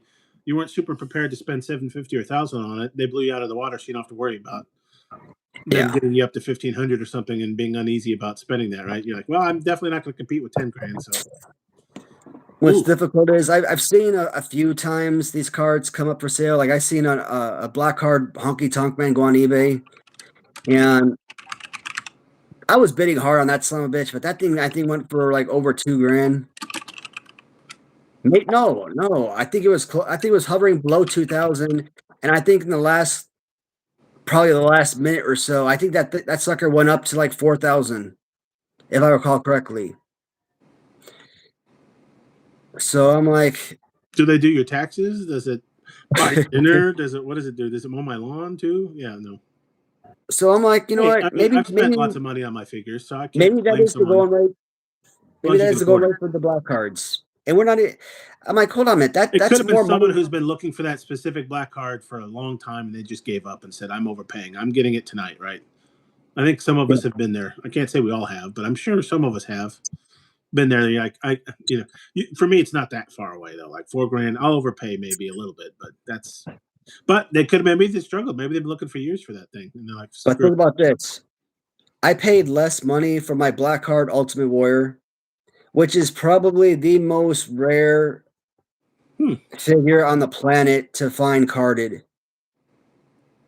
And you're telling me that these re-releases on black card are more valuable than a mint on card? I mean, I take it back. It's not mint on card. It is MOC, but it does have there's breaks around the top of the bubble. I mean, but I mean, it's 40-year-old figure, so it's still an MOC, for the most part, right? Old, yeah. But you telling me those re-releases are more valuable than a mint on card Series 6 Andre the Giant or a Series 6 Warlord, a Series No, 6 Ultimate Warrior, the most rare figure of the LJN line? Like, definitely makes no not. sense. Definitely not. Nope, can't say that. So, Oh, that's a good question. Yeah, was your war already a little bit of bubble separation or broken, or did it develop? Either one could happen, I guess. Unfortunately, glue. Oh, so I got. Well, actually, I have them with me. Figure collections. I got Vlad because he was on sale at J&J Figures, yeah. and I opened the package, and the bubble was already off Yeah. because they're notorious, the figure collections. And I had to look for one of this actually assemble. One of these was just loose in the box. I'm like, oh, I hope it's still in there. I'm like, okay, good. I wanted to assemble the little, but so I didn't have to open it. It came out clean, so the cards look nice and minty. And I was going to open it anyways, but I could imagine if I wanted to keep him mint on card, I'd been unhappy. But I'm like, oh, Yeah. dude, you saved me an opening. Luckily, I was also able to get the black shirt later on, but I almost missed out on that one. Zombies 2 or Night of the Living Dead, I think. Man, I'm still over here at Lucky Number or Smoking Aces. But I don't think I've seen either one of those movies. I know I've seen them both, but I can't pick them out of a lineup. I know I enjoyed them both, but it was hard picking the two. I literally picked Lucky Number 11 because of the name, but Smoking Aces is a good name too. I was looking at the roster of both, and they both have good actors and stuff. So I'm like, damn. And they're similar genres, both released the same year, 2006. I'm like, man, how do I choose? It was a hard choice. I'd have to watch them again to give a fair treatment, but put me on the spot. I went with 11. And I would probably go with Night of the Living Dead over Zombies 2. If I had to. Oh yeah, is your bubble yellowing on the Ultimate? No, Earlier? Nice. no, it's just cracked at the top, coming off a little bit. Who's the Russian fan? Oh, it says somebody's asking, "Fly, is this the Russian fan?" Did I miss that?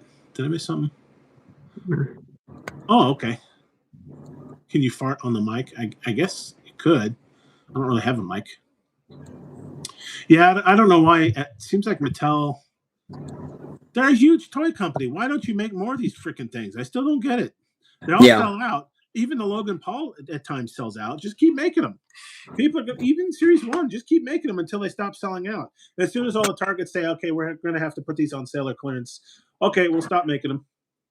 And at that point, they would have printed so much money, they wouldn't know what to do with it all. Even a big company like Mattel. I don't know what's taking them so long. Man, I'm freaking paranoid over here. I swear to God, it felt like something was just rubbing on my leg right now. Man, I didn't know if that was a damn cat rubbing on me or if my wife was coming over here and playing games with me or something, but like I'm looking at a table and there's nothing there. My wife, I could hear her in the damn living room, so I know it wasn't her. I'm like, man, I'm freaking out over here now. Was it a ghost? Your house haunted in a sexy way? They just want to poltergeist your brains out? Is that a Yeah, that was also a 1982 movie, by the way, Poltergeist. So for Galena, you're asking about the Jimmy Hart. The last time I saw that Jimmy Hart go up for sale was probably 2 years ago. I want to say 2.5 years ago, something like that. And it went on auction for like almost $1,300. The Federation needs jobbers. And that was on eBay. So, I mean, if you were to probably find it on, somebody actually selling on like Facebook, for example, one of the Facebook groups, who knows? Somebody probably get $3,000, $5,000, $7,000 for it. I mean, damn. I mean, if they're asking $10,000 for a black card $1 million man, who's to say that they couldn't get $10,000 for a darn dark-skinned Jimmy Hart original San Francisco toy maker? What the hell are we doing? 10 grand? But I'm essentially looking at that figure MOC as a $1,000 to $1,500 figure. MOC. Jeez Louise. Based on that price that I saw, X amount of years ago. What is the motion? Oh, that's cool. I was wondering why my doorbell went off. Somebody just rode by on their bike. Unfortunately, sometimes shiny happens, and I'm like, oh, phone. Phone make noise. Must look at phone. That doorbell's a blessing and a curse. You just read the Lance one, didn't you? I laughed out loud, but you were in the middle of talking, so I couldn't say anything. I called Target complaining about no LJNs. He asked me if my name is Jason. See, that gimmick is great, Lance. We need to call the complainer or the venter. I don't know, Lance the venter. We need a good nickname. Oh man, that made me tear up. That was awesome. Ask me if my name is Jason. Like, oh, you know Jason too? Oh yeah, he complains about everything.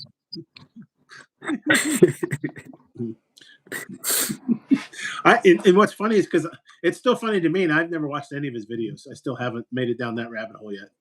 You know, I do think my YouTube usage has increased. It might be worth it to actually pay for YouTube Premium to go no ads. And I think I could spend all day on YouTube. Maybe I don't want to give up my other streaming yet, but there's a lot of stuff on YouTube, isn't there? My nephew loves it too, but I still want to watch. You know, like I watched The Pit on HBO, or maybe wrestling here and there, or there's a few things on Hulu I still want to watch. Apple TV's got some good shows, so I'm like, well, I'm not ready to give all that up, but there's a lot of stuff on YouTube. Yeah. So 5 cents 100. I'm not really sure what that 100 is, but it's some kind of gift. Appreciate it, bud. Thank you. They call male Karens Jasons now. What was it, Kyle? There used to be Kyle and Karen, I think. Now it's Jason and Karen. Because Jason's a complainer, right? Yeah. They call male Karen. Not kill.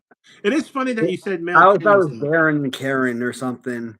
I think maybe it's Kyle, but it's funny that you say male Karens. That's how ubiquitous the Karen name is. Even the name of the male is male Karen. I think it's Kyle or something like that, but I like the idea of it being Jason's now.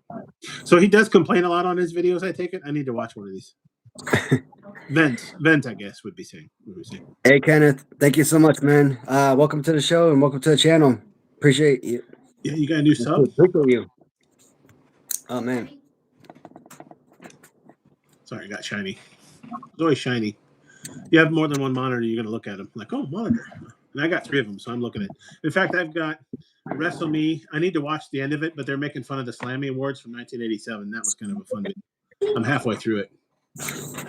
They're the British folks that do a funny shtick on all the wrestling. Male Karens are now Jasons. Damn, does he? You know, I really don't notice it, but maybe I'm just because I watched him for so long, maybe I just don't notice things. His attitude just seems natural to me. Is Lance overselling Jason's complaining or something?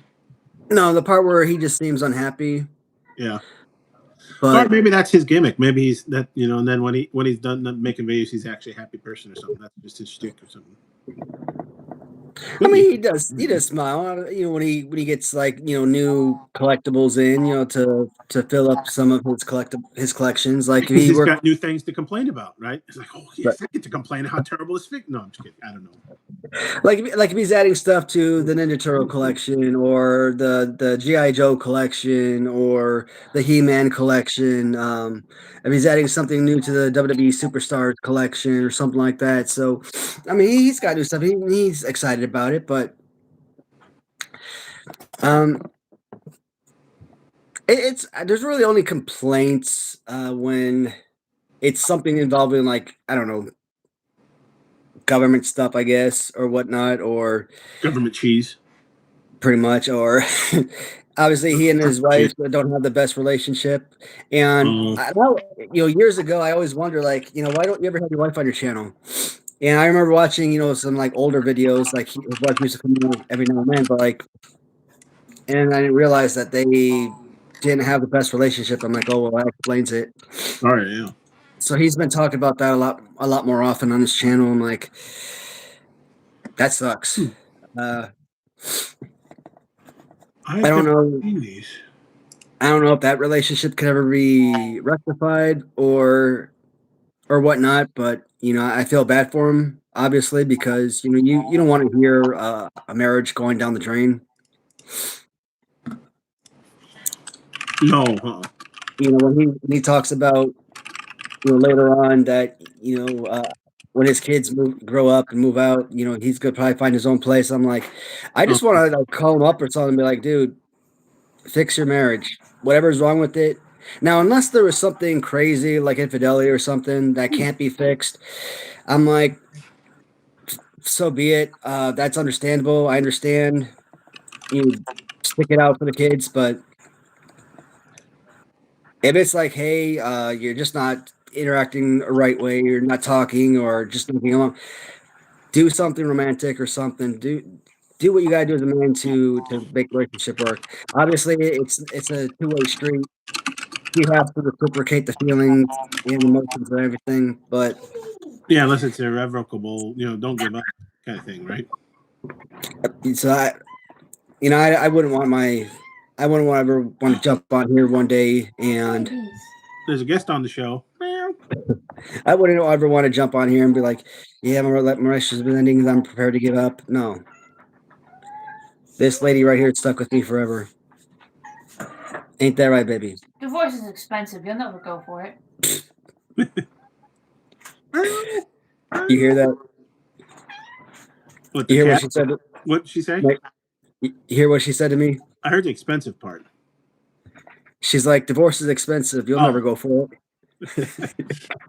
We'll save some money by not getting that. Keeps all the marriages together. Too expensive to divorce. So sticking around. I went with Species 2. I feel bad I haven't seen Splice. Calvin's come out with some movies I haven't seen yet. I watched fewer and fewer movies, though. I've heard from everyone who's seen it that I need to see it in the theaters. Is it Project Hail Mary? Is that what it's called? So I might actually see it. Zombieland or Cooties? Oh, you're way behind. Yeah, Cooties? Like, I've never seen Cooties. Like, what is Cooties? That's what you get on the opposite sex when you're a kid. No, I'm kidding. Remember that? Remember that one was the thing? Yeah, that was a question like last week, I think. No, I'm kidding. United States, random videos. Interviews, Waddy, Mrs. Waddy is this one. Oh, Randy and Liz. Oh, that's not good. Matt, or Bo, that's not good. You talked about Randy Poffo and Elizabeth? Elizabeth's last name here? I forgot the last name. Night of the Living Dead. Yeah, I'm just kind of going through these, just trying to make sure I can catch up a little bit. Catch up on the choices. Because Randy and Liz divorced, and then Liz Lex Luger and OD'd on drugs. That's not a good comparison. And then Randy died of a heart attack. Poor guy. Night of the Creeps, huh? Oh, that's interesting. So are you into horror movies, Kelvin? Because on Tubi, I have to remember what it's called.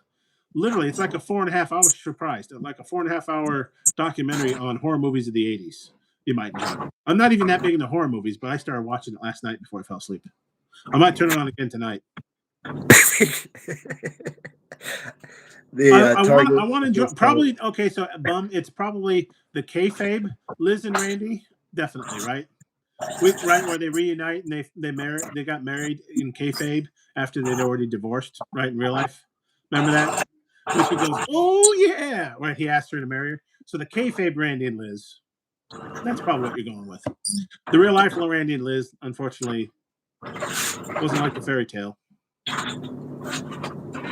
Oh yeah, Stu and Helen were together forever, weren't they? I'm going with Species on that one. I love Spice though. I wish I could do Stu's voice. And then I had to put him in a hold, and I'd squeeze his head until his brains popped out for 3 hours in my dungeon. Actually, I do like the OVP podcast guys because they both do a good Bret Hart. Yeah, and they always make him poor. Like, yeah, when we grew up, we didn't have clothing, so we had to wrap ourselves in tree limbs and leaves and stuff. But they do the voice too. It's pretty funny. Actually, I was trying to be Liz. Oh yeah, no, not quite that bad. Oh yeah, I can't. We need Bum on here. He's our impressionist.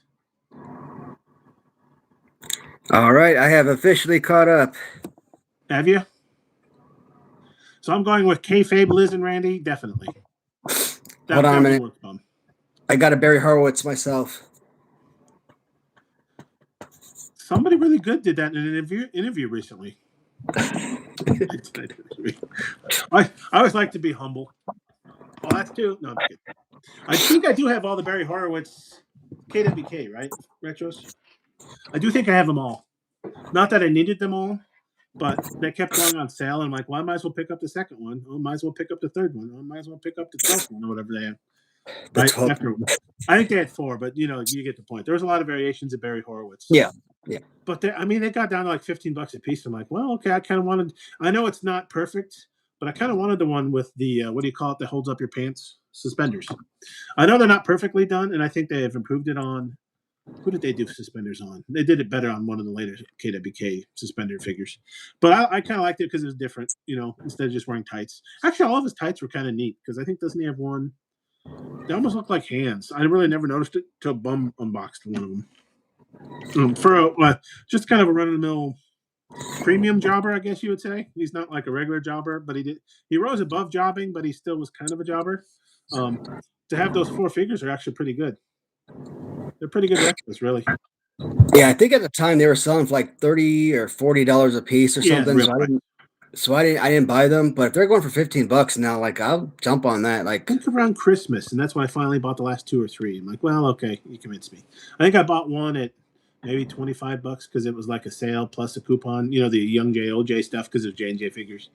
And then when it got cheaper, I'm like, well, maybe I should buy another one. So eventually, I think I've got all 4. What was nice though is that I still hate this, and I understand why J&J does it. But you know how J&J always has like an exclusive to J&J variant that's always $1 million more than the other ones. I never buy that one because I'm like, it's like the same figure with a different card color, and maybe it's slightly different. But like, if it's $25 and then you charge $50 for the J&J exclusive, I'm like, I don't know. None of the exclusives are good enough for me to want to get them. You know what I mean? So I never buy those. But weirdly, they didn't have a J&J exclusive Barry Horowitz. They were all just regular priced. So I got all of them. But I think what else did they have? They had exclusive cards like for J&J. Like I'm trying to think. Yeah. Do I have any of those? I don't know. If you go out there, in fact, they have a whole bundle. Well, here's all of our exclusive cards from Figure Collections, KWK. I think they even have a Major Bendy in there, one of the Machos. I wonder if the Buff Bagwell, if that was a variant, because I think it came on like a black card or something, and maybe that was one of them then. And Figure Collections, Wrestlers. I don't think it was. That wasn't part of it then? Well, I might have bought it from Figure. No, because if it would have been exclusive to J&J, I'd had to buy it J&J, but I think I got it from Figure Collections. Worst movie. Oh, I don't think I've seen either one of those. Planet 9 from Outer Space, I think, right? That sounds familiar. Well, actually, Under the Cherry Moon sounds familiar, but I can't remember. Man, my brain's fried. Which is worse? I mean, if they were really that bad movies, then I'm glad I didn't see them. Probably did. Or did MST3K ever do one of them? Was it that bad? Like Mystery Science Theater would do one of them? Is it that level of badness? And that's why I'm trying to wonder if maybe I saw it on MST3K, and that's why it sounds familiar, but maybe not. Planet 9 from Outer Space definitely sounds familiar. I like this shtick though. Worse. There's only one movie that I ever watched that has actually put me to sleep, and that was Nacho Libre. Okay. Oh, really? It was that bad? I've never actually seen it. So I don't even remember the movie because it was that bad. Like, I remember going to like Suncoast. This is back when I was in the Army, and my wife and I were living on post. And we went to Suncoast. We bought Nacho Libre on DVD. And oh my God, why did I waste my money on that crap? And my wife, she's a big Jack Black fan. And I don't know how it was 25 minutes into the movie, 35, 45 minutes, an hour in. Like, I don't remember. Like, I don't remember anything about the movie. Like, I just know it was so freaking bad that we weren't enjoying the movie at all. And at some point, we passed out. So she fell asleep too? Yeah, I think she fell asleep too. Yeah. So we and it's like we're in the living room, and it's still light outside. We had the light on inside the room, and we just dozed off. At some point, we woke up, and the movie was either towards the end, or maybe the end credits, or maybe the movie was turned. I don't know. Like, but it was like the movie was already over. Like, oh my God, this was bad. Like, how do you fall? How many times am I gonna say like? I'm gonna say it again. A few more. Like a few more. A few more likes. Like a few more likes. Like it's hard to say too many likes though. It's weird to try to deliberately get likes in there. But you both felt asleep. See, I'm not a big Black fan, and even though I like wrestling, the genre didn't really do anything, so I've never seen it. But my wife, she never liked Napoleon Dynamite. Napoleon Dynamite. I thought it was a bad movie too, but like there we go again. But even I didn't fall asleep to that sucker. Oh, interesting. Okay, Planet 9, you could see the strings on the flying saucers. So Prince directed Under the Cherry Moon. Wow. So we found something Prince couldn't do. He's a pretty talented dude. Apparently Prince, I guess it was fairly good knowledge, there's some Coco Beware documentary allegedly that Prince made and didn't show to anyone. I guess Prince was famous for getting documentaries commissioned, but not releasing them, just for his own personal amusement or pleasure. One of them was on Coco Beware. Isn't that weird? Isn't that weird? That's weird. Yeah, you know, I mean, I'm glad we're not alone because, like I said, that movie was that bad. Did a lot of people? I don't remember a lot of people saying you got to see Nacho Libre, but I didn't know if it was panned. I never saw it, and I'm like I said, I'm not as big into Jack Black as some people are. He is funny at times, but the genre really was. I'm not really into luchadors and stuff, even if I am a wrestling fan. And admittedly, a lot of wrestling movies do kind of suck, so it's not like I have to see all of them. So I've just never seen it. Nacho Libre, Nacho movie. I'm trying to think what other. I'm trying to think of movies that my wife loves that she keeps playing that I don't enjoy at all. But I mean, would they be like cartoon movies? Probably not. And she's a Jack Black fan, and she didn't like that one, so that must not be a great movie then. No, I mean, god dang, I could not tell you insurmountable how terrible that movie really was. There was another movie that oh man,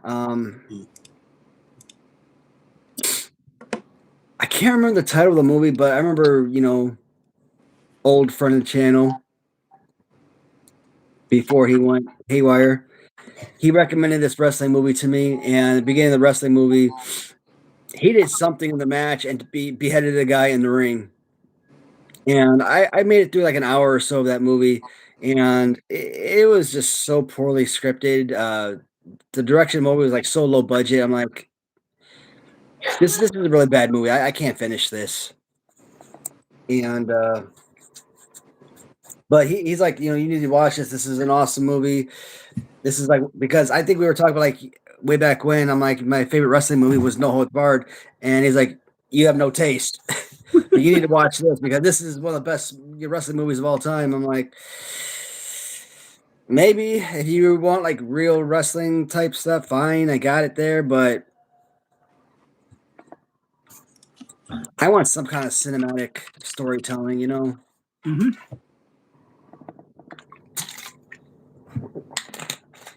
I'm not following. Did I miss something with Bum? He talks about Fly the L joins in sometimes. And then never mind to hit the upper green levels. Just thought it'd be hot if you guys did that. And they said, okay, I'm just watching. Like, I feel like I'm missing part of the story. And now for the rest of the story.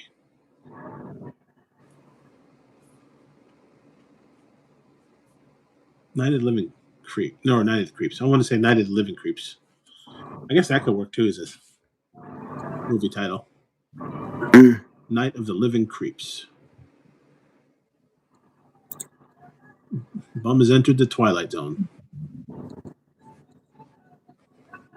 I feel like I'm missing something. Did I miss a comment or something?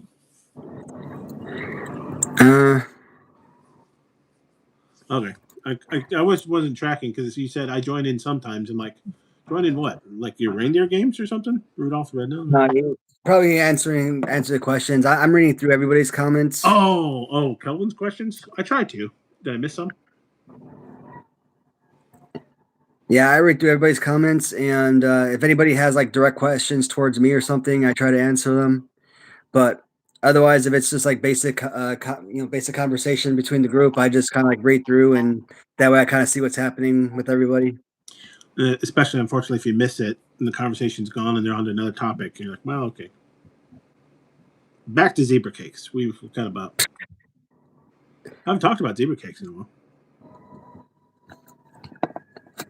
Kit Kat bars.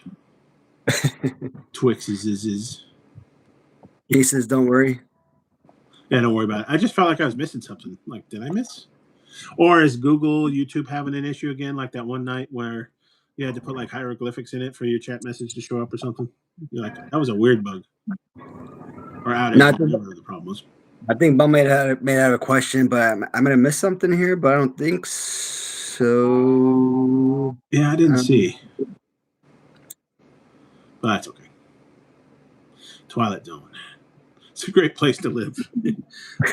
I read that too quickly. I thought you meant it was a great movie. And I'm like, no, great place to live. That's funnier. I don't know. Is it a great place to live? Yeah, I don't know. Maybe. What we- I feel like I have more bags under my eyes. Maybe. I don't know. You swap beards and hair, you'd look the same still. That's Maybe. funny. Do we have AI that could do that? Maybe Bum. Put Bum on it. He's great with AI. Keep on ramble on. Now's the time is now. Sing that song. Don't ask me to sing. I'm not that good. But I can think of Ramble On by Led Zeppelin, though that was probably a cover of something. But I'm finally all caught up with everybody, so I can keep up with the comments now. And now they'll stop commenting. No. So, kind of talked about XOX earlier, and it brings me to another topic of discussion. Customs in general. And I've talked about this a few times on the channel in the past. Basically, are customs still worth the purchase? And I always feel like, maybe not.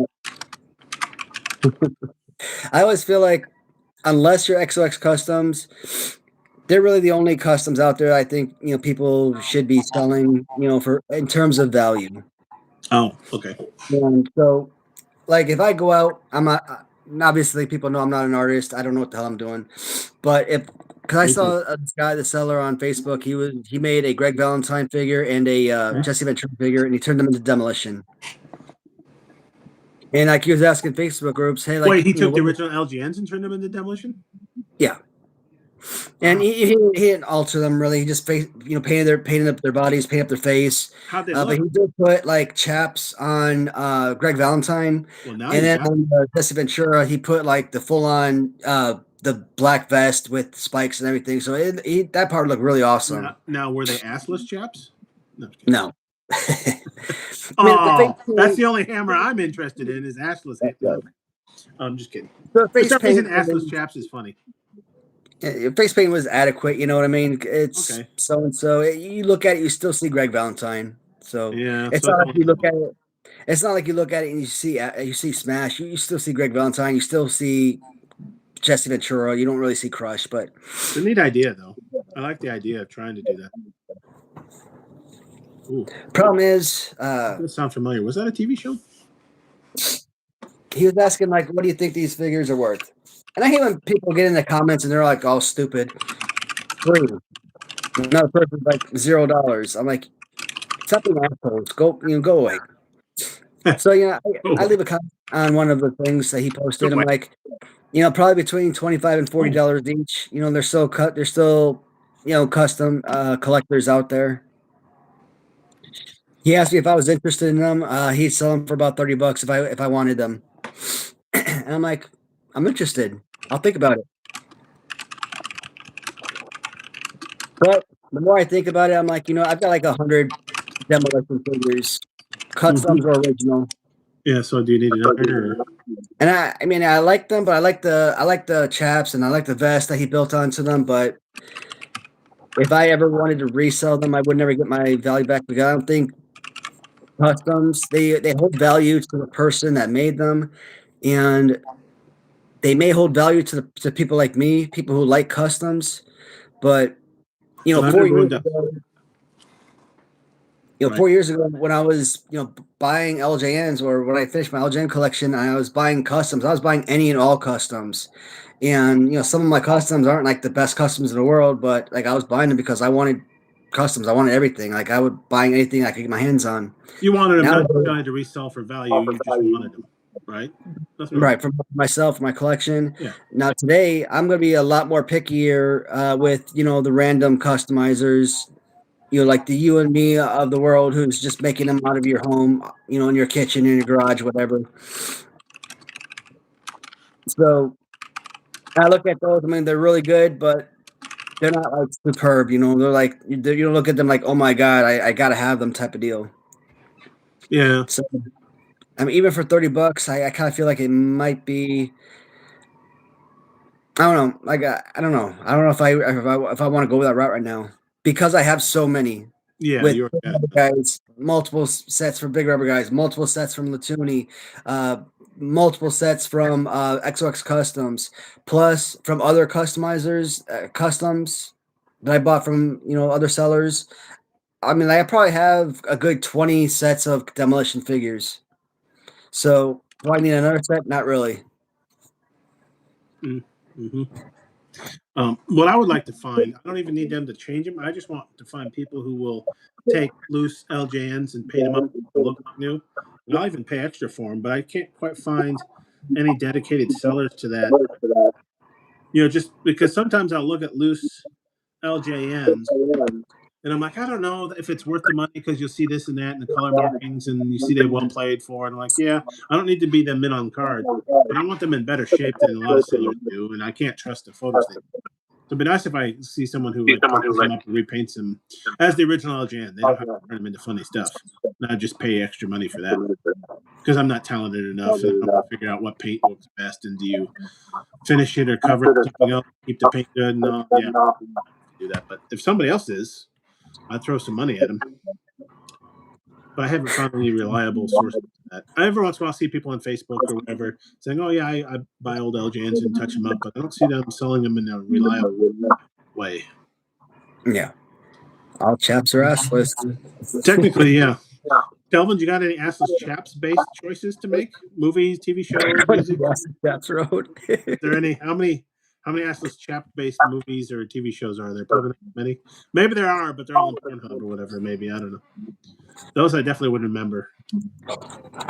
But when did we talk about the value of like XOX before? Maybe a couple weeks ago or something. And I said something like if you buy a XOX figure, $130, after discount, right?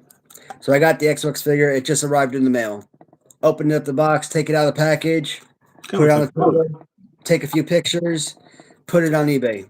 99-cent auction, free shipping. 7 days later, that thing might sell on auction for like $50 or $60. Yeah, it's brand spanking new already. Yeah, brand spanking new, no paint loss, no use, nothing. What's the difference? The seller. You go on Etsy. Oh, yeah. You will happily pay $130 for that figure. Coming from the customizer itself. But coming from exactly. But coming from anybody else, like if I were to put that exact same figure up for $130, $150, the same as Etsy, whatever, nobody would buy that figure in a million years from me. Because I want to earn back what I paid into it. Like I don't want to just give it away. Yeah. Making fun that you were holding up the bottle as a figure. I'd take $60 for an empty bottle on eBay if somebody would.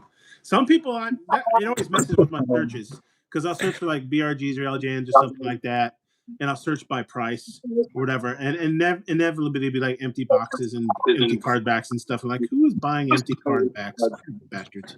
A lot of times when I first started to catch up on some Mattel retros I missed, a lot of times I was like hunting down the Hart Foundation one with Jimmy Hart and was Nikolai Volkov the fourth in that Mattel Creations retro set.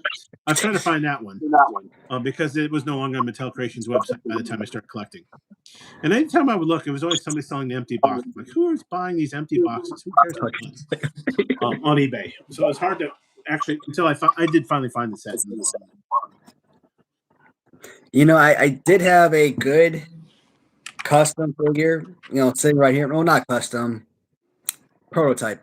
Sitting on this table for a long while. Yeah. But I had to move it because I didn't want to risk bringing it up accidentally to talk about it in the future. Is it a secret? Is it a secret project or something you can't tell us about? No, since we're not making that particular figure anymore. I mean, we're still going to reutilize the mold, but we're just going to have to give it a different paint job. Yeah. Turn it into a different character. But that way we don't lose out. Yeah, that way we don't lose out on the mold or anything. But make the new figure look like Adrian Adonis. Yeah. Not that one. Is it too soon? Oh, a different one. Oh, okay. No. He would not appreciate that probably, but anyway. I guess you don't want too many Adrian Adonises in your lineup, I guess. Well, there was actually one picture I saw that looked really funny as hell. That you could use But as paint. we couldn't. We can't use that one though. Oh, okay. But like I said, if we went that road, that would piss a lot of people off, and Yeah. it would be for comedic purposes only. It's fine to say it in my head and it's funny, but yeah, you don't actually.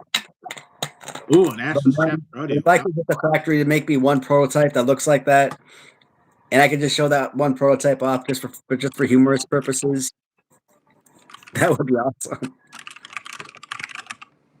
Oh, let me make sure I spelled that correctly. I was going to make a deep reference here. Yeah, man. Bum Shadows came up with the Purgatory character. They want some kind of the factory. They want some kind of what do they call it? I don't know, some kind of draft of the actual fire and clouds so that they could put over the figure. I'm like, don't you have like an artist that like sculpts that stuff on there or something? I'm like, I don't know. Because even when if Kevin were to design the figure just like that, right? He doesn't put the paint applications built into the figure like that. That's what the artist, the painter does afterwards. So I don't know what they're talking about. So like we were talking about creating maybe a purgatory character. You learn so much about this process from what you're going through. Yeah, so like the one side would have been red. This is what Bum came up with, and I thought was brilliant. The one side was red with represent hell, fire. The other side white, heaven, clouds. Oh, okay, that could work. And purgatory is supposed to be between worlds and everything. And I'm like, and purgatory is a fantastic name for a character. Like I love it. And I'm sorry you lost me. What lost you? Oh, sorry, that was a bad joke. Have you seen Lost? Oh yeah. Did I just ruin Lost? If you haven't seen Lost by now, the boat sinks. No, that's Titanic. But isn't that basically what the island was? Right? Yeah. They crash landed on. It was purgatory, right? And I pretty much knew that crap from the very beginning that they were all gone, man. Like, dude, you don't freaking just the plane crashed and they died. They were in purgatory, right? You just think you fall out of the sky and just have all these people survive. Like, no. It don't work like that. I just thought it'd be a funny reference. I was moving on from my Catherine the Great horse bestiality reference. I don't know if everybody caught that one that I made earlier. Kind of like a side note. The first season when they had this big ass monster, I'm like, that's awesome. Like, what is this creature? Is it like a darn dinosaur or something? Like, what is it? Then like the second season, they show it to be this darn smoke monster. I'm like, oh, that's the smoke monster. Okay, that's the stupidest freaking thing I've ever seen in my life. Now the monster was big, or was its ass just big? I mean, it was just a big cloud of smoke. I was making a joke. And I'm like, that's so stupid. Like, this is the dumbest thing ever. I mean, that was the most disappointing.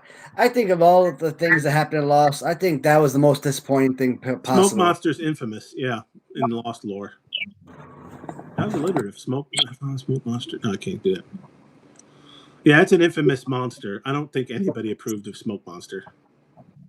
I mean, it could have been a pack of wolves, and that would have been better than that random BS. Or but maybe a pack of wolves in a trench coat that makes look like no kids, right? Oh, just wolves. We're wolves the whole time. So it was always a great show, regardless of season. But like, I think it went downhill after season 2. Once it stopped, like at least the first couple seasons, it seemed somewhat realistic, and then it just went very supernatural after that. The whole time travel and all that junk, and I'm like, okay, now it's just really out there. Have you seen? Is it the 100 or 100? Mm-hmm. Kind of like that, though that was longer. It also had the same problem where it was really good for a while, and then it got a little goofy, I thought. And then it got really goofy when they left the planet, I think. Didn't they? Went to like another system or something? We talked about this before. I still watched it till the end, but it got goofy. And then the ending was kind of supernatural and goofy. And I'm like, yeah, maybe. I don't know if you kind of question, and maybe with Lost, they knew it had purgatory and they were going to go that way, but you kind of wonder if they knew where they were going when they started 100, right? Did they know that's how it was going to end, or did they paint themselves into a corner? Probably not. Yeah, I don't know that they did, but I could see that being a problem. Oh, did we do it? Hey, hour and 50. And I didn't freeze. Hey, you didn't have to hit the change the camera to the front and back and all that stuff. You didn't have to do the camera hokey pokey. I don't know if you've seen Pluribus on Apple TV. Good show, sci-fi. Just Some the people are also first saying, episode. okay, some people are also saying Vince Gilligan. I think that's how he, the guy behind Breaking Bad, Better Call Saul, that sort of thing. And I think he did those shows that way too. Is that he doesn't have it fully planned out. I guess he just kind of wings it a bit, and so season 2 might be a while. Based upon how the way season 1 ended, and I'm like, that's very interesting. I always wondered how people, when you have complicated, interesting things. I think Better Call Saul kind of shows. I think that he didn't plan it out. But Breaking Bad actually ended up pretty good, and I don't think they planned that one out either. They kind of winged it a bit, and I'm like, that's amazing that you could have that good a show. I feel like that was maybe more luck than skill, though. The best ones you have to plan out, I think, or you have to have a point in mind, like, okay, we're gonna have this happen and that happen. And you can kind of tell if they don't reference it again. It's like, oh, did you not plan this one out? Did you oh, now what do we do? Why? Maybe we'll just not. We'll pretend that didn't happen and see if the audience notices. We'll just move on from that plot point. Oh, okay. Or like Game of Thrones, where there was too many plot points, right? Because the books were too long to make in the TV show, and then all of a sudden they hurried up the last season or two, and you're like, oh, that kind of sucked. Well, last season that was what 7 episodes when they usually give you 10. That sounds about. It was a weird number. And I'm like, why would they do that? It's the last season. They could at least give you a full season worth. I mean, at that point, they should give you more episodes, not less. They rushed it, those 2 dudes that were behind it, because I think they had a Star Wars gig to get to, and then they lost it. I was like, oopsie. Oopsie daisy. Yeah, they really screwed that one up. Of course, it didn't help that the author, George R. How many R's, Martin? Hasn't finished that series yet. Right? They caught up to his books, and then they surpassed him, because he's been on his last book for like decades or something now. I don't think he'll ever finish it now, and that's what most people suspect. And I feel bad. See, kids, it doesn't pay to read. Well, you would have just been wasted. The story would have never been over if you had just read his book. No, I'm kidding. Reading is fundamental, they say. Kind of interesting. So yeah, Kelvin says we're crazy. I agree. Oh yeah, Fox update about Fox. He's pretty much become more of a lap cat more than ever now. So I'm noticing that he won't stay upstairs with us. So like every day at night when we go to bed, I carry him upstairs. He's wobbly. Like when he walks, you really see his back legs shake, and he wobbles all over the place. Really? And with all of our stairs leading to the second floor, that's a lot of stairs for him to walk up and down. So I don't want him to be walking up that. So I pick him up, I carry him everywhere that he needs to go. At least I try to. And I like to bring him upstairs, close the door. That way he sleeps on the bed with us at night. Him and Cubby stay in the bedroom with us. And kittens, they stay out. The kittens, my wife wants to leave the door open so that they all come in the room. But I'm like, dude, those being cats, the kittens, they jump everywhere. They jump all over the darn dressers, knock things over. I'm like, no, I can't. Freaking Morty wanted to be sleeping all over my face and jumping all over my head and stuff. I'm like, I can't do that. Sometimes he'll just jump on my chest, and when she leaves the door open in the middle of the night, and he'll just sleep here. I'm like, fine, I'll hold you. But none of this moving every 10 minutes though, like a young kid. Yeah. But Fox, he'll sleep in my lap when I'm laying in bed most of the time, and I'll just stay there the entire night like that. But lately, that's cool. And especially since we got back from the hospital, he'll be meowing to get out of the room, and my wife will let him out the room, and he'll come back downstairs, and he'll sleep on the couch and spend the whole night on the couch. And I don't like that. I don't like that he's being by himself. Mm-hmm. So, does he just like downstairs better or something? No, but usually when cats are, trying to seclude themselves from everyone else, it's not good news. They suspect they're dying or something like that, and they want to go off and die alone. Yeah, so I'm not liking that. And is there something there isn't only the kitty litter downstairs or something like that? Like he has to go and he can't go back upstairs? Nothing like that, right? No, we got litter boxes all over the house, so all the bathrooms have it. The laundry room has it. So we got plenty. Yeah, so that's not why. It's not like the food's downstairs only in water, right? So there's water in the master bathroom, litter box in the master bathroom, plus not the food. The food's in the kitchen only. Yeah, but I mean, is that upstairs? There's no reason for him to go downstairs, really, basically is what you're saying. Just, I mean, like I said, all he needs is water and the litter box upstairs. So Yeah. and food. He gets food in the morning time. So Yeah, right. You don't leave food out; they'll probably get too big. And some definitely dogs. I don't know if some cats are that way; they'll just eat anything you put down. yeah, he's 21. Mm-hmm. But it's nice him sleeping on your lap. You just wish he wouldn't go off and disappear by himself for a while. Huh. Without you being there, Kelvin? Because I never had a cat that really wanted to investigate. I see it on Reddit a lot. Like, have you ever seen that where you're literally, doing the morning constitutional with your pants down, and the cat wants to climb in between your legs and your underwear, and you're like, I never had a cat do that, but I see a lot of pictures. Or if they're waiting for you outside of the shower, because most cats don't really like the water, but they want to be there, I guess, or maybe they're worried. Some people like to say because they're so scared of water, they're like, "How are you in there with that water on you? Are you okay?"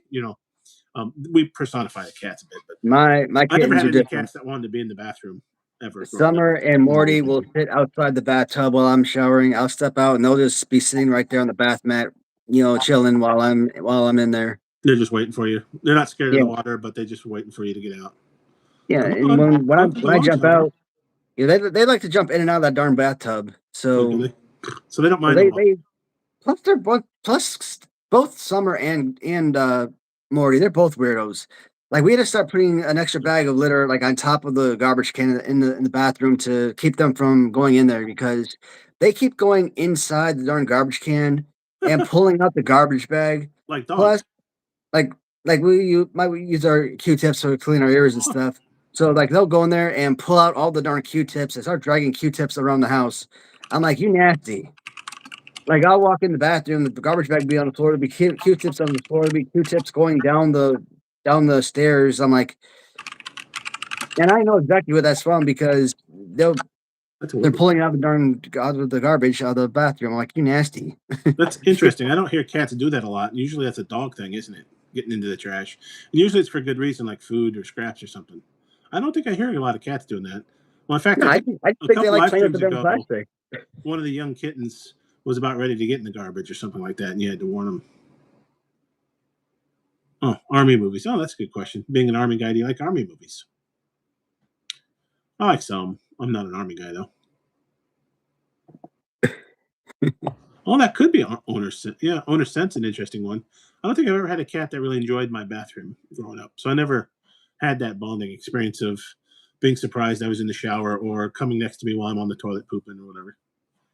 You know, it's funny. Full Metal Jacket, for like the longest time, the only part of that movie I ever saw was the first section of the movie, up to the part where Goma Pyle shoots the drill instructor. Once they get to the segment where everybody graduates and they go to their duty station, like they're in Vietnam, whatever. Like I turn that off. Like I don't care about the rest of the segment. Like I only watch that first segment where they're actually in basic training, whatever. It does And feel like that's two it. movies, doesn't it? Even though it's Yeah, the same exactly. characters continue on, it feels like two movies. Because I think as a kid, well, I don't want to say how young I was when I saw it, probably younger than I should have. But I think I remember seeing both parts and not realizing they were the same movie because maybe I saw them at different times. You know what I mean? Because I didn't sit down and watch the whole movie because as a kid, I probably ran off when my parents were watching or something. And then later on, I watched the whole thing. And I'm like, oh, that's the same movie. Because like the first one, Private Pyle kills the drill instructor, so they don't appear in the second half. And maybe I didn't realize, is it Matthew Modine or whoever that guy is that continues on, and some of the other people. I just didn't realize the continuation of the characters. Like, oh, that's the same movie. I didn't even know that. And I was a dumb kid who only watched that. I think I finally did see watch the second half eventually. But like if you ask me about it, like I can't remember anything about the second part of the movie. When Joker's in Vietnam and he's working as like what was he, like a TV or radio operator or something? Or journalist? A journalist, that's what he was. Yes. I think maybe you're thinking of Good Morning Vietnam, maybe because he was a radio operator, right? Robin Williams, maybe. Yeah, but because were those both Vietnam? Yeah, they weren't they? Full Metal was as well. Yeah. Because I always forget, was it Heartbreak Ridge, the Clint Eastwood movie? Is that what it was called? You know what I'm talking about? Where he plays the drill structure, Gunny Highway? Do you know what I'm talking about? Have you seen that movie? Good movie. And I forgot. I think it's called Heartbreak Ridge. I don't think so. I'm confused with the newer movie, but he plays a drill sergeant Pretty good movie. I enjoyed it. Gunny Highway, I think, was his character name, but I didn't really catch it. And then at the end, they actually go to Grenada. I'm like, that's kind of a weird war for him to fight it. Like all this build up in this great movie for them to actually see live fire in. I don't not to put a. I mean, they were getting shot at, but it just felt like a really funny ending. They're like, oh, and then they have to be shipped out to Grenada, and like, so not like Vietnam or Korea. Or, definitely wasn't a war. It was too recent to be a World War movie, but kind of a weird ending. I have to remember. My wife would disagree. Actually, I think, Kelvin, your wife probably secretly doesn't realize it, but she probably does like your scent. You probably don't realize it at maybe a subconscious level. What do they call them? Endorphins? Not endorphins. All I can think of is ketamine and amphetamines. It's something like that. Anamine. Not ketamine. That's not a horse tranquilizer, but it's something like that. Gunny Highway. Hey, Mom, you asking about the Damien Wright figure? You know what? I actually forgot, or actually I didn't forget. I didn't pay for the mold of the actual cane. So when I paid for the mold for Bastion Booger, I paid for the mold of the devil figure as well. But there's actually supposed to be two payments: the mold of the figure and the mold of the cane. And yeah, that's an extra expenditure. Mm-hmm. So hopefully that's not going to slow us down with the release of that figure, because I want that figure to come with an accessory. Mm-hmm. That's very important to have that cane with that piece. Now, when I talked to Bruce over at Alibaba, he's like, we make canes. We could put something together, but I don't want just any old cane. I want something that Kevin actually made to actually fit in the hand, because I want something that's going to be nice and tight into the hand. I actually asked them if they could make a rubber cane, because I don't want like a Mr. Fuji cane or a Freddie Blassie cane. Why? Because when those canes fall off the stands, or they fall off the shelves, they break. And we know that LJN original cane, especially a Mr. Fuji cane, for example, that's like a $60 accessory, $100 accessory just for the original cane. Wow. Forget the figure. The cane itself is expensive. You want a custom? A custom is going to cost you about $20 for that. So I'm like, I want this to happen. I want to do what Ram Treasures did with their Brutus Beefcake shears. They made those rubbery shears, goes right in the hand, fits beautifully, nice and tight, and you turn around, shake it up, and it doesn't move. It doesn't fall out of the hands or nothing. You could have that figure fall off the shelf a million times. Guess what? It's rubber. It won't break ever. But he's like, no, it won't be it won't be tight in the hands, or it won't be solid. I'm like, come on, trust me on this. It'll be solid if it's rubber. It's fine. But I don't think that they're gonna go for it. So if we have to go with like a hard plastic or resin or whatever it is that they use for the cane, so be it. But I'm probably not going to release the Devil figure at the same time I release the Bastion Booger figure anyways. I'm probably going to get Bastion Booger out first and then try to actually give Bastion Booger a cane, really confuse everyone. No, I'm thinking about shipping. Because if they tell me that I could save a lot of money on shipping, I might have no choice but to try to do both figures at the same time. Save money that way. It's a good question. Yeah, I assume it's cheaper at some point to ship more at one time. They're already paying for a boat or whatever. Get a little more space on the boat. Something to look into. So that means I got to message Bruce and I got to ask him about the cane then. Yeah, because if you do both figures, you want to have Damien have his cane. And even if we don't, like, I think the Bastion Booger figure will sell a lot, because I don't think it'll just be people who follow my channel. I think it'll be random wrestling fans and collectors that'll pick up Bastion Booger. And even people that follow. You've never seen an LJN Booger made by any customizer or anything, have you? Right? So it's yeah. And I think people that follow my channel that might be interested in the Damian Wright figure, I don't think they might be wanting to pick it up right away. But I think if they want the Bastion Booger, they'll probably pick that up first. And if they want Damian Wright, they could always pick it up at a later time. So, these figures aren't going anywhere. And if anything, a person could always message me, "Hey, I want your figure. Can you put one aside and save it for me?" Yeah, no problem. 20 people do that, 50 people, hey, put one aside for me. I could put one aside.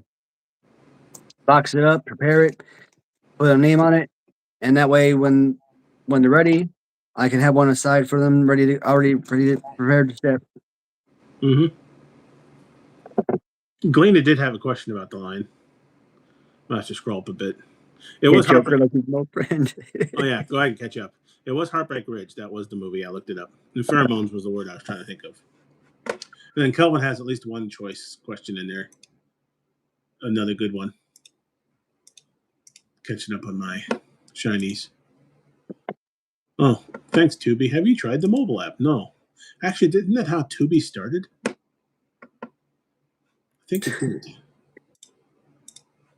As a mobile. I don't think I've seen Apocalypse Now. Hamburger Hill.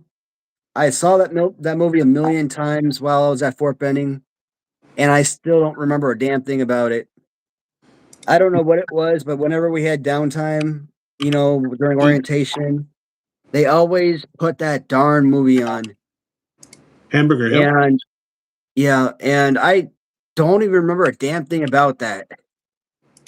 I just remember it was something about a group of soldiers trying to take a hill, and there it was an uphill battle, and obviously you're trying to fight the enemy going up, which is already a losing battle. All they gotta do is rain gunfire down on you, and how many people are gonna get killed like that? And a bunch of people were killed on Hamburger Hill. But like I said, that's pretty much all I can remember about it. That was obviously not just a movie; that was real life events. You've never seen Apocalypse Now? I don't think so. Huh. Might want to see it. Gets a little interesting at the end. And it's possible I did, but I just don't remember it. But I don't think so. You probably would remember it. It's memorable. And like I say, it's probably the obvious choice, but I don't remember Hamburger Hill well enough. I tried to avoid making an Obi-Wan Kenobi joke about the high ground. Because that's become a meme. Because he tells Darth Vader, what's his nuts? Anakin, I got the high ground. Sorry, you can't beat me. I got high ground. Even though famously Obi-Wan used the lower ground when he killed Darth Maul, but I guess that's besides the point. Only works against Darth Maul. High ground not included. Well, who is it? The Zodiac? Yeah, I think he does have, because I've seen some Mattel figures. Didn't they just release a Zodiac Man or whatever it's called? I think they just did. So Beefcake is probably, like you say, wrapped up. Like Bum says, the Booty Man. Yeah, it'd be perfect. Mm. The Bum Man. Could we call him the Bum Man and make him look vaguely like Beefcake? Would that be plausible enough for deniability? There you go. The old WWF. Then, now, forever. Apocalypse. Then, now, forever. And just to backtrack to Galena's question earlier. Oh, yeah. The MRW line, I would say, yeah, I would probably say that, yeah, we're probably pushed back several months. Because the figure that I wanted to get out first was originally, I would have said probably May. That was my hope. Mm-hmm. The figure is already made. The factory just had to make upgrades and then mass production. And mass production, I was told, takes probably less than a month. And we had the cards and posters already made. I mean, the template obviously was the big holdup, but essentially we were right there. We were right at the finish line. And now that one's not being, or the character is not being made, we had to pivot and go to a backup. Now, I can say, well, let's say we're not going off that character, but let's say we're going to this make-believe character that we're creating. Right. So we can still release that first character, but I'm like, you know what? I think it's safer bet just to just to release Bastion Booger first. You know, I've already paid the family, and it'd be better for me to see how well an official, real superstar, real WWF superstar sells more than a YouTuber like myself, or a make believe character like a what did I say? The Shadow Reaver, who is going to be one of my four horsemen. Was that the official name? Did you decide on, or is that just a leading contender still, or you go back and forth? I mean, there's a couple of characters. There's one I made. There's one that Bum came up with that looks really awesome. I'm liking both designs, and I'm thinking if I go with the four horsemen, that idea allows me to use four characters with the same mold. And generally, I don't like reutilizing the exact same play pose, especially for different characters. But if they're the horsemen, maybe that would kind of make sense because they're part, the four horsemen of the apocalypse. So you can use that same mold, call it the four horsemen of the apocalypse. You have your four different characters as opposed to one character with four different variants. And at the very least, you have a great fighting pose. Now, I could have four different figures, four different play poses, and maybe one or two suck. Or you could have four of the same pose, and all four poses are amazing. And I'm like, you know what? Let's go with the awesome pose. So true. It's still going to work. I feel like it's still going to work either way. You get to reuse the mold, and if you have an awesome pose, you won't have to worry about messing one or more of them up if you're like, oh, that pose didn't turn out like I wanted. It's just a poser. Poser, eh? Or a hoser? Hoser, Hey, Bon, what's going on, man? So the only bad side is, what are we going to do about this part of the chest? Goods. Because that part of the chest, it's not flat. It's risen off the figure, which is great. That's exactly how I wanted it for the first character. But now that we're not making him, I'm either going to paint that shirt, let's say paint that shirt completely black, and maybe have something like some kind of heartbeat or something going across it, or something like that. Or the second option is to keep those letters there and then have words right below it for what those letters could stand for. And that would be something different. But we're gonna use a made up character. And in our first line, we're just that's basically what MRW is gonna be. It's gonna be one of everything, or a little bit of everything. It's going to be a made up character. It's going to be an indie wrestler. No, it's not. No more indie wrestlers. It's gonna be a made up character. It's gonna be a WWF superstar, and it's gonna be a couple YouTubers. And depending on whether this line is successful in the first series is going to dictate everything. If series 1 is a failure, I will bite my losses and call it a day. I will be excited that I did for one series, and I will live with that. If it's successful, I will move on to series 2 because I've got a few figures in mind, possibly a new Jason Up figure. I still want to try to produce the Waddy Soldier figure. I mean, that's still a dream to get that one produced.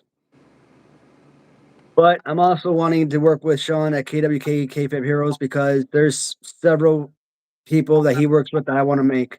Max Moon is someone I've been wanting to make as LJN for a long time.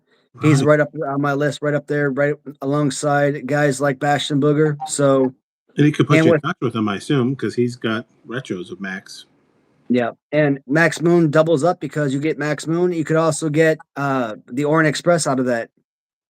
So he also can put you in touch with, yeah. Now, if I do, let's say Jason Up and let's say the Waddy figure, the Waddy Soldier, I could do the tag team of Orient Express, and that could close out series 2 with 4 figures. Or I could say, forget the Waddy Soldier, do Max Moon, and have Orient Express and the Waddy Soldier, and maybe not do Jason, maybe do Berserker or something like that. Which you can also put you in touch with, I guess, right? Yeah.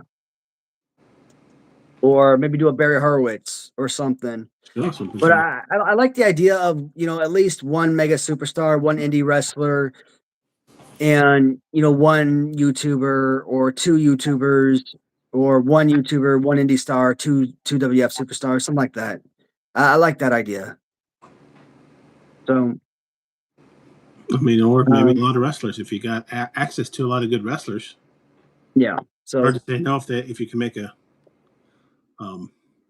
some interesting figures out of them. And a lot of wrestlers that don't have LJN's custom or otherwise.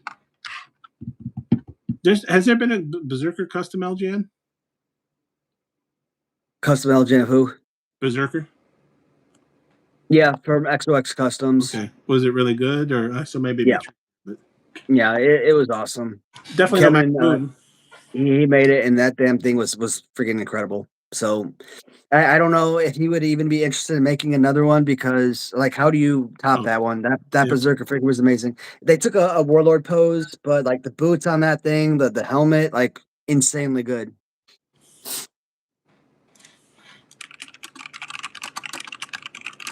Oh man, clock good, really expensive. Oh yeah, catch up, and then Glenn has a question too about your wrestling figure line. I think there's a few choices in there from Kelvin if you're curious. Fallen is a great movie, though not as bad as. So Yeah. Seventh Sign. I don't think I've seen Seventh Sign and Fallen. I'm trying to think of what Fallen was. With like Denzel Washington and John Goodman, Supernatural. What would you say, like a spirit or something that can move from person to person? Person to person. Yeah. Okay. Yeah, I've seen that movie. I don't remember it, but I remember seeing it years ago, and I enjoyed it. See, I can't remember the sign, and Fallen was a good movie, so I'm fine with saying Fallen. Is the in price? Oh yeah, I got the Glean's question. So right now, $100 is what I'm looking at, but that's only because I don't know what the cost is going to be for shipping and all that. What the final product cost is going to be for the figures. Now, let's say all in shipping, the cost of the figures to buy 250 figures, or let's say I do the Bastion Booger first, and that's 500 figures, because I'm gonna do more for Bastion Booger. I'm doubling up on that. I'm gonna do anywhere between 500 to 1,000 on that, because he should. Especially if it's what I envision it to be, there's no reason that figure should not sell out. But hopefully, if get the line number, get your name out there and the figure out there, because nobody's made a Booger LJN. So exactly. So if it's, let's say, 500 figures and packaging, posters, shipping, tariffs, all in, let's say price is $15,000. Then yeah, $100 per figure sounds fair. If it comes out to be like $30,000, which I have no way of paying, but I don't. That price is probably gonna have to go up even, maybe $125 per figure. I don't know. XOX is about 130 a fig. Yeah, with I mean, it's about 140, but with discount, it comes down to about 127, 130. Feels like that's probably if you can control it, keep it below that if you can, but yeah, and it is what it is. Well, let's say all in, the expenses is like $5,000. I mean, that right there changes everything, because if I'm expecting, $5,000, $7,000, $8,000 compared to, like, let's say $15,000, then we're going from like $100 figures to like $50 figures, because there's no reason I need to charge $100 when my expenses weren't all that much. And that would be a big price difference. You'd be down there with all your competitors, Latoonie and Collect Major, and closer to Mattel. Yeah, and I've always said I feel like these should be $50 figures, but I'm only trying to charge as much as it costs for me to make them. I mean, if you could sell enough, then it could be $50 figures, but you don't know, because then you say, okay, I'll make 10,000 boogers, right? If you knew you could sell them, then because that drop your price, I would assume, and you get the most out of your mold, you can depreciate, or whatever the correct accounting term is, your $6,000 mold over, more figures, of course, then you need less from each figure to pay for the mold. But And obviously, I No, want no. this to be a business. I want to be successful with this business. I obviously need to turn a profit. Not only do I want this to be something where I'm able to invest in this business and go further, make more figures, create more series, etc. Actually be able to sign more WWF superstars if that were the case. Can you go out and get a Marty Jannetty? Can you go out and get a Tito Santana or Ted DiBiase or something like that, right? And that would be amazing. Find a honky tonk man and Greg Valentine, somebody like that. That'd be incredible. Be able to use some of those profits and actually make bona fide offers. Like, I think that offer I made to Luca the Bushwhackers, it was the same offer that was made to me from Bastion Booger's family, Okay. but I think it wasn't acceptable for his standards. But they But didn't maybe I even can go. counter. They didn't say anything back, right? They No. didn't even acknowledge your existence. That's kind of Yeah, well, they just didn't. It wasn't for them. So maybe I could go back and maybe offer a little bit more or something, and maybe a little increase in price. Maybe it might be something that they're comfortable with. I mean, it feels like if you're close, they would have said, "Oh, well, okay, actually, X amount more." And obviously, I mean, I want to be able to, like I said, I wanted to see this business. I would love to see this business become the next Mattel or something. Have employees and payroll and all that stuff, but I'm prepared to let it go after one series and be like, hey, I did more than I could have ever imagined, and be happy with what I produced, with what I accomplished. Mm-hmm. But I mean, I want to be successful, like any person that goes into business. Yeah.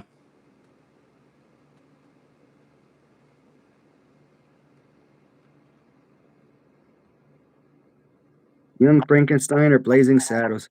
I Oh, wasn't a fan of Blazing Saddles. I've seen Really? portions of it, not the whole thing. So I'm gonna say Young Frankenstein.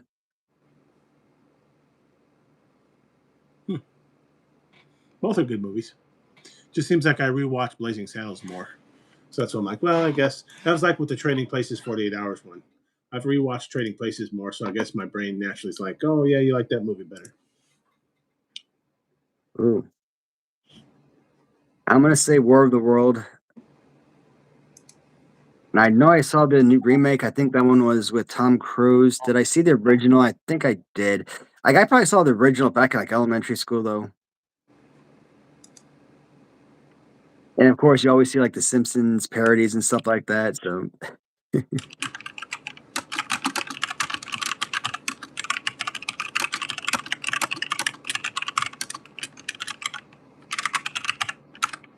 yeah, Yeah. $25 That'd be a good might price. be reasonable. If it makes financial sense, is the only question.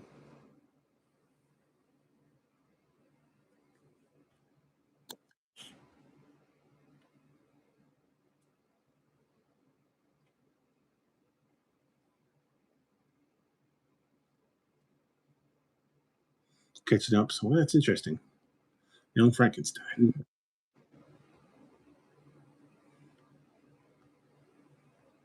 I had to put time out again.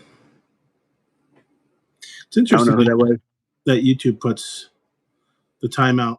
I selected 30 minutes, but they put it in seconds. 1.8 thousand seconds. Oh, yeah.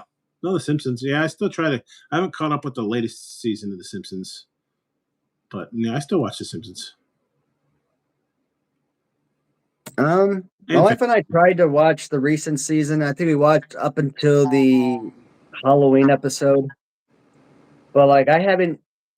So I left Iraq in January of 22. So whatever the last season before 22 was, Mm-hmm. what was that, like season 34? I think maybe 33. Yeah, So I don't basically, know what's going on. any season that aired after that, I hadn't watched. So I basically gave up on The Simpsons. I mean, I still consider myself a fan of The Simpsons. I still like to go back and watch the seasons I missed eventually, but like it just stopped. I mean, it hadn't been a good show in like 20 years or more. And I just watched it because I've always watched it. I've always watched it. The Simpsons has always been there. So when Sure. The Simpsons have been on the air since I was like 4 years old. So I'm like, it's like something that you just know. That is interesting, yeah, because I was pretty young when it started too, and it's just been so long. You can't remember a time when The Simpsons weren't making new episodes. Yeah, it's not quite as good, but I do still watch it because it feels like sometimes maybe it feels like a chore, like you should. I don't know if I always look forward to it as much as I used to. Oh But there's damn! some seasons I missed that I need to catch up on. Oh damn! It's 9:30 almost. I was supposed to get off at 9. Oh, really? Oh well. 6 more minutes then. I'm gonna round up to 9:30. Yeah, I looked at the clock. I'm like, damn, it's that late. It's late in a hurry. See, and that's the funny thing about The Simpsons because I remember after school, elementary school, high school, whatever, 5 and 5:30, Simpsons would air, and you could watch an episode of The Simpsons, and that exact same episode would have just aired like 2 weeks ago. And Okay. guess what? You would sit there and watch the entire episode and have a blast watching it. No problems asked.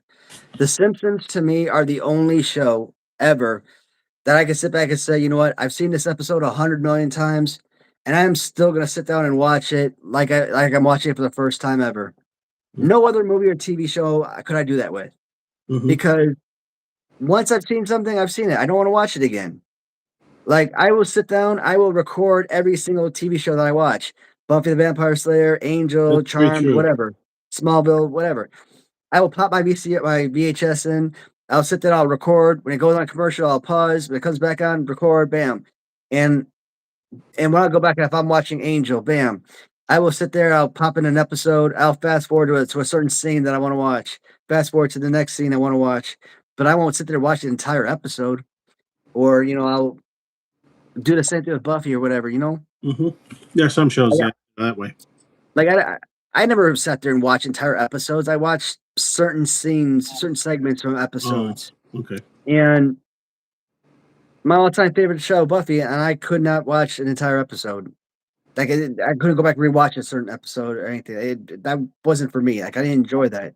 I still don't enjoy watching stuff I've already seen.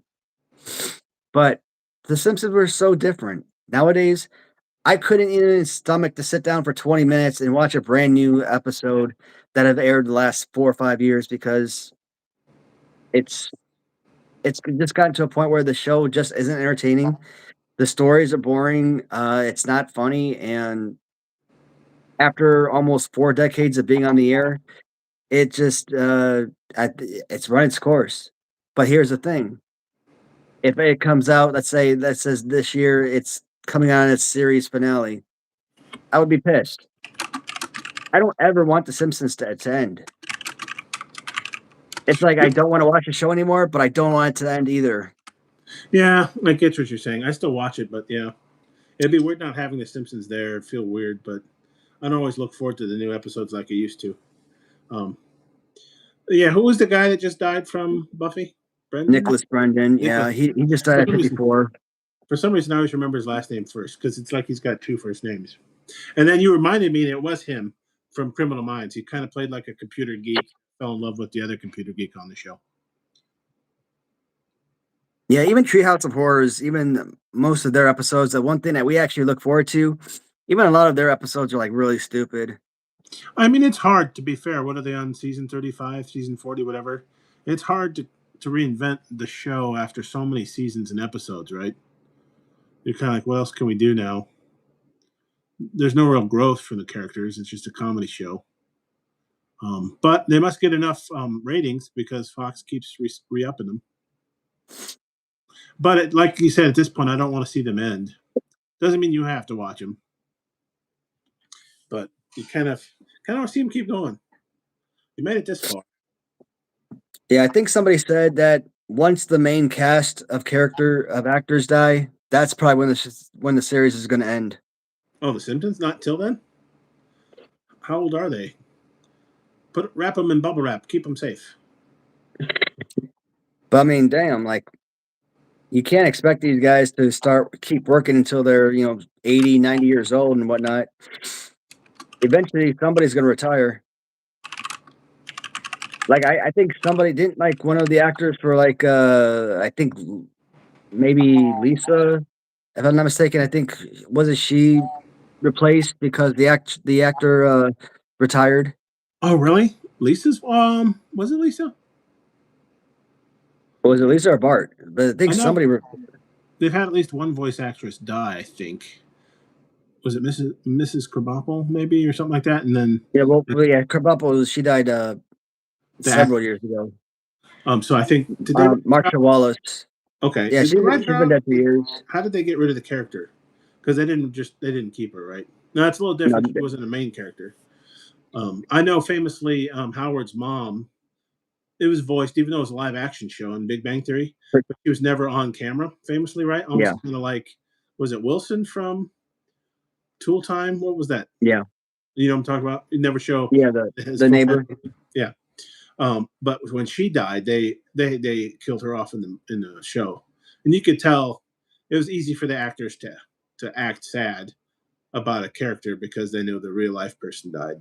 And they must have been Yeah. crossed. That was a tougher episode. So Bart finally got to 11 years old. Only took 34 years. Well, poor Maggie. I mean, she still can't talk. Was it a bubble? I couldn't remember, Bum. But when you said jump on the shark, I'm like, literally, wasn't that part of Simpsons in the movie? Don't him and Homer and Bart get on a motorcycle and don't they have to jump up? Yeah, because they have to get rid of a bomb or something, don't they? And they jump. Yeah, and they ride the bubble or whatever it is up and then throw it, the dome. I guess we could say. Yeah, To coin the term after the TV show. So they jump, but I and guess they didn't jump. But I think they are coming out. They're supposed to come out with a new Simpsons movie too. are they doing another one? Even Bob's Burgers came out with a movie. It wasn't too bad. It's an okay So show. when did that movie come out? 2007. Simpsons. So It's been mhm. yeah, it could be. It's been a while. It's been longer than I want to know. Like I thought So that I was just mean, a couple years ago. No, it was like 20 years ago or something. so yeah, but it's been like 19 years or so. I mean, yeah, it's time for a new movie then. Yeah, you're right. 2007. Damn. But it's 9:30, guys, and at this point, I am prepared to call it a night. 2 more hours, huh? Okay. You gonna spend time with the wife? What? Instead of us? Yep. I still Gotta. rank. I mean, I gotta kind of keep live streams shorter. At No, some I got point, I might have to eliminate Mondays and Wednesday live streams and probably do just Saturdays.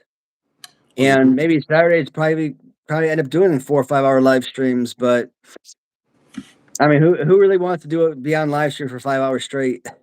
That is pretty long. No, this went pretty quick, 2.5 hours.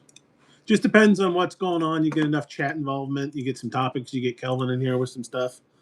It can go Yeah, quick, but sometimes it can go. I think like unfortunately Bums last night. I think it 2007. only ran a half an hour. It felt a little short, but you don't get the chat involvement or nothing to say. Well, okay, we could just stare at each other for a while. That'd be no fun. But no.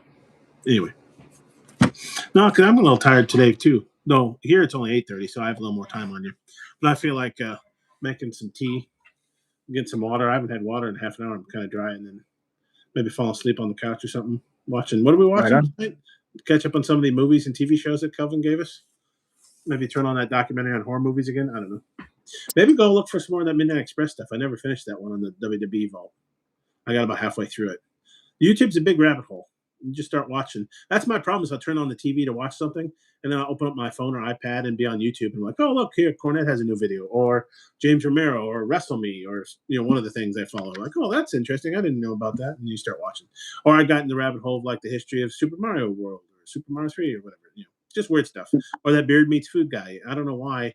I'm not that into food challenges, but for some reason I kind of like the British dude eating the weird, like, oh, you got to eat, 75 million pancakes in 10 seconds and then you get it free in a t-shirt or whatever.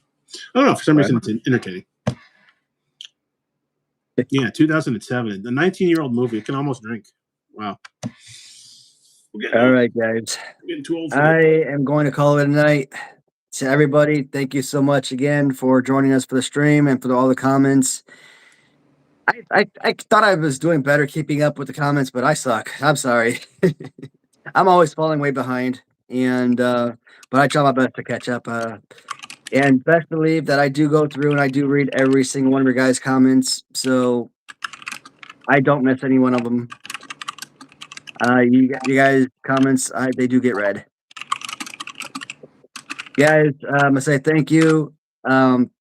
Friday, 11 a.m. Eastern time. Kirk's Corner and I will do our Series 11 Greek card Hasbro review, and that's going to close out the Hasbro's, the actual series Hasbro's, and maybe next week we'll do like rings and accessories, talking figures, things like that.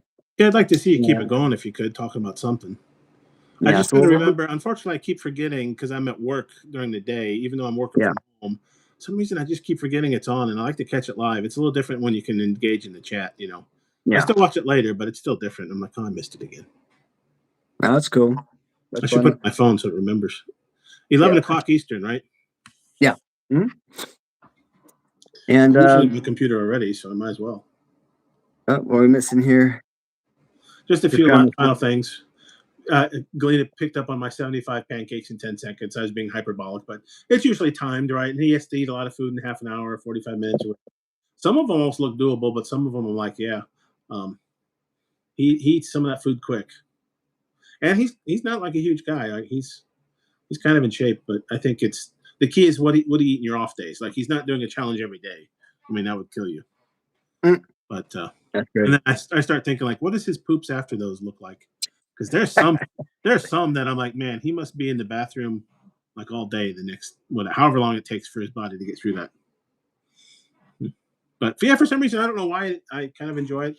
A buddy of mine really enjoys them, and he kept sending to me years ago, and I just never got into it. But now YouTube suggested them, and I started watching them. I don't know what it is. Nice. Just to see the weird challenges, I guess. Maybe it's because some of these places invent these interesting ways and challenges, because anybody can just say, "Hey, here, eat a ton of pizza in 5 seconds," or whatever. But some of them get really innovative, like, "Oh, eat one of everything on the menu, and you got whatever." I'm like, "Oh, okay, that's kind of interesting," and it's a big menu or something. And then sometimes he just invents his own challenges. I think one time he ate everything on the Taco Bell menu, which was an interesting one. No prizes, just to film a video. And it looked like it was in Eating challenges. There you go. I don't know.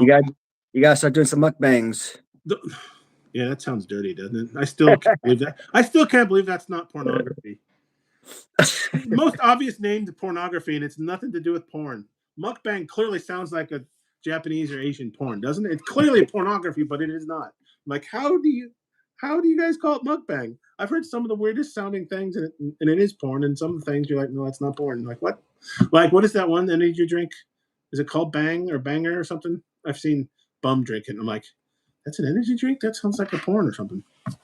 Yeah, I think I could do maybe the ones if you give me unlimited time. It's the time component. Like, like the old 96er from The Great Outdoors. You remember that movie, John Candy? He had to eat this huge. I think it was the 96er, 96-ounce steak, which is 6 pounds.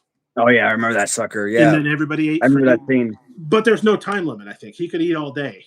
And then I think he finally finished it, and everybody's like, "Hey, we get a free meal." And it's like, "Oh, but you didn't eat all the gristle and fat and stuff." I'm like, "Oh, could you imagine after eating all of the meat, you'd have to eat the fat? When you mix the fat in, it's not bad, and it can be tasty. But he had to eat just the fat and gristle. Yeah. So if you gave me all day, maybe even I don't know, 6 pounds of steak. That's a lot. Damn, dude. I was thinking, is there any safe?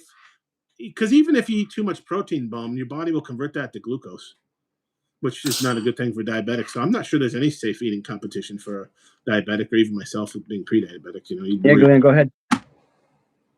One final question. Ooh, favorite meal. We were talking about food. Zebra cakes. No, I'm kidding. I don't know if I have a favorite myself, but I would probably go with Probably I don't know. It used to probably be any kind of pasta. And then pizza is always a good choice. Maybe lately it's Chinese or Thai food. I've been really craving it a lot. Maybe not a specific dish. Do I have to be specific? There is one chow mein foon. It's like angel hair noodles. And I'll get it with, for some reason, I've been craving shrimp. This local place does it with shrimp and something called yum yum sauce. Their word, not mine. And it's excellent. I don't know what it is. And usually vegetables of all kinds are mixed in there. Because, you're used to rice with all your Chinese dishes. So I got adventurous one day, and just out of the blue, I looked up what chow mein foon was. I'm like, okay, I'll try that. Thinner noodles, thinner than lo mein. And I think it's maybe rice-based noodles. And it was really good. So I'll order periodically. You can usually get like chicken, pork, shrimp, or all three. And if you get like this, the house chow mein, this place has it, and they'll even throw like egg and stuff in there, which I like. Like, yeah, that's kind of neat. And then you can get it spicy. I think they call it like Singapore house special. If you want it spicier, I'm a wuss, so I don't need it spicy. But maybe that's my go-to right now. I mean, pizza you can never go wrong with. Hot pizza, cold pizza, even pizza with pineapple on it. I don't know about sardines, maybe, but it's still pizza. Breakfast pizza. Breakfast pizza is good. You lost me at pineapple, and then you talked about sardines, and I'm sardines, like, I mean, come on, sardines is worse than pineapple. Ham and pineapple pizza isn't bad. It does work. It's pretty good. But of course, I like pineapple. Pizza's my favorite food, so you can't go wrong. With pizza. Pizza is always a go-to answer, sure. But if we're talking about like, sit down, just regular, meals that aren't particularly fattening, but like, hey, it's your anniversary or it's your birthday, you want something special, like what kind of meal you're gonna have? I think Cracker Barrel had a really good meal that was so simple and plain, but it's something I really enjoyed. Mm-hmm. It was just a country fried steak. Oh, okay. And I gotta specify because, like, you go to like a Texas Roadhouse and you order a country fried steak. Roadhouse. They actually take a steak and they actually deep fry it. Yeah. And I'm like, dude, that's not what I want. That's not what a country fried steak is. That is funny. When you say country fried steak, it's actually chicken. Yeah. So when you ask for a country fried steak, you're expected to get chicken back, and they actually gave you They actually gave you a fried steak, and I'm like, that dude, no. I mean, I guess it is a steak house, so maybe that's their take on it. I don't know. But that's interesting. They do that. But country fried steak is chicken, and it's got the gravy on it. So that's one of my favorite foods. But it also came with like macaroni, and then the mashed potatoes had like I don't know, bacon and cheese on it and whatnot. So like I said, such a simple plate, and it was delicious. And I think it had to came with French fries too or something. But for Cracker Barrel, such a simple plain plate, but that was probably my favorite meal right there. Yeah, that's a good take. I was thinking if the Chinese didn't count for fast food, breakfast sandwich or breakfast burrito can't go wrong. If Galina's asking for separates. Yeah, I mean pizza. Oh, I guess you at the same time, Charlie, or yeah. Are you eating the pizza while you're getting a job of some kind? Yeah. On that That's note. good. Yeah. I mean, that was an awesome comment to end the stream on. My dude, you need to be back on Saturday's live stream though. 7 Eastern time, bud. Looking forward to seeing everybody there. I'm gonna head out now. Thanks everybody. Take care. Good night, and talk to you guys soon. Good night, everyone.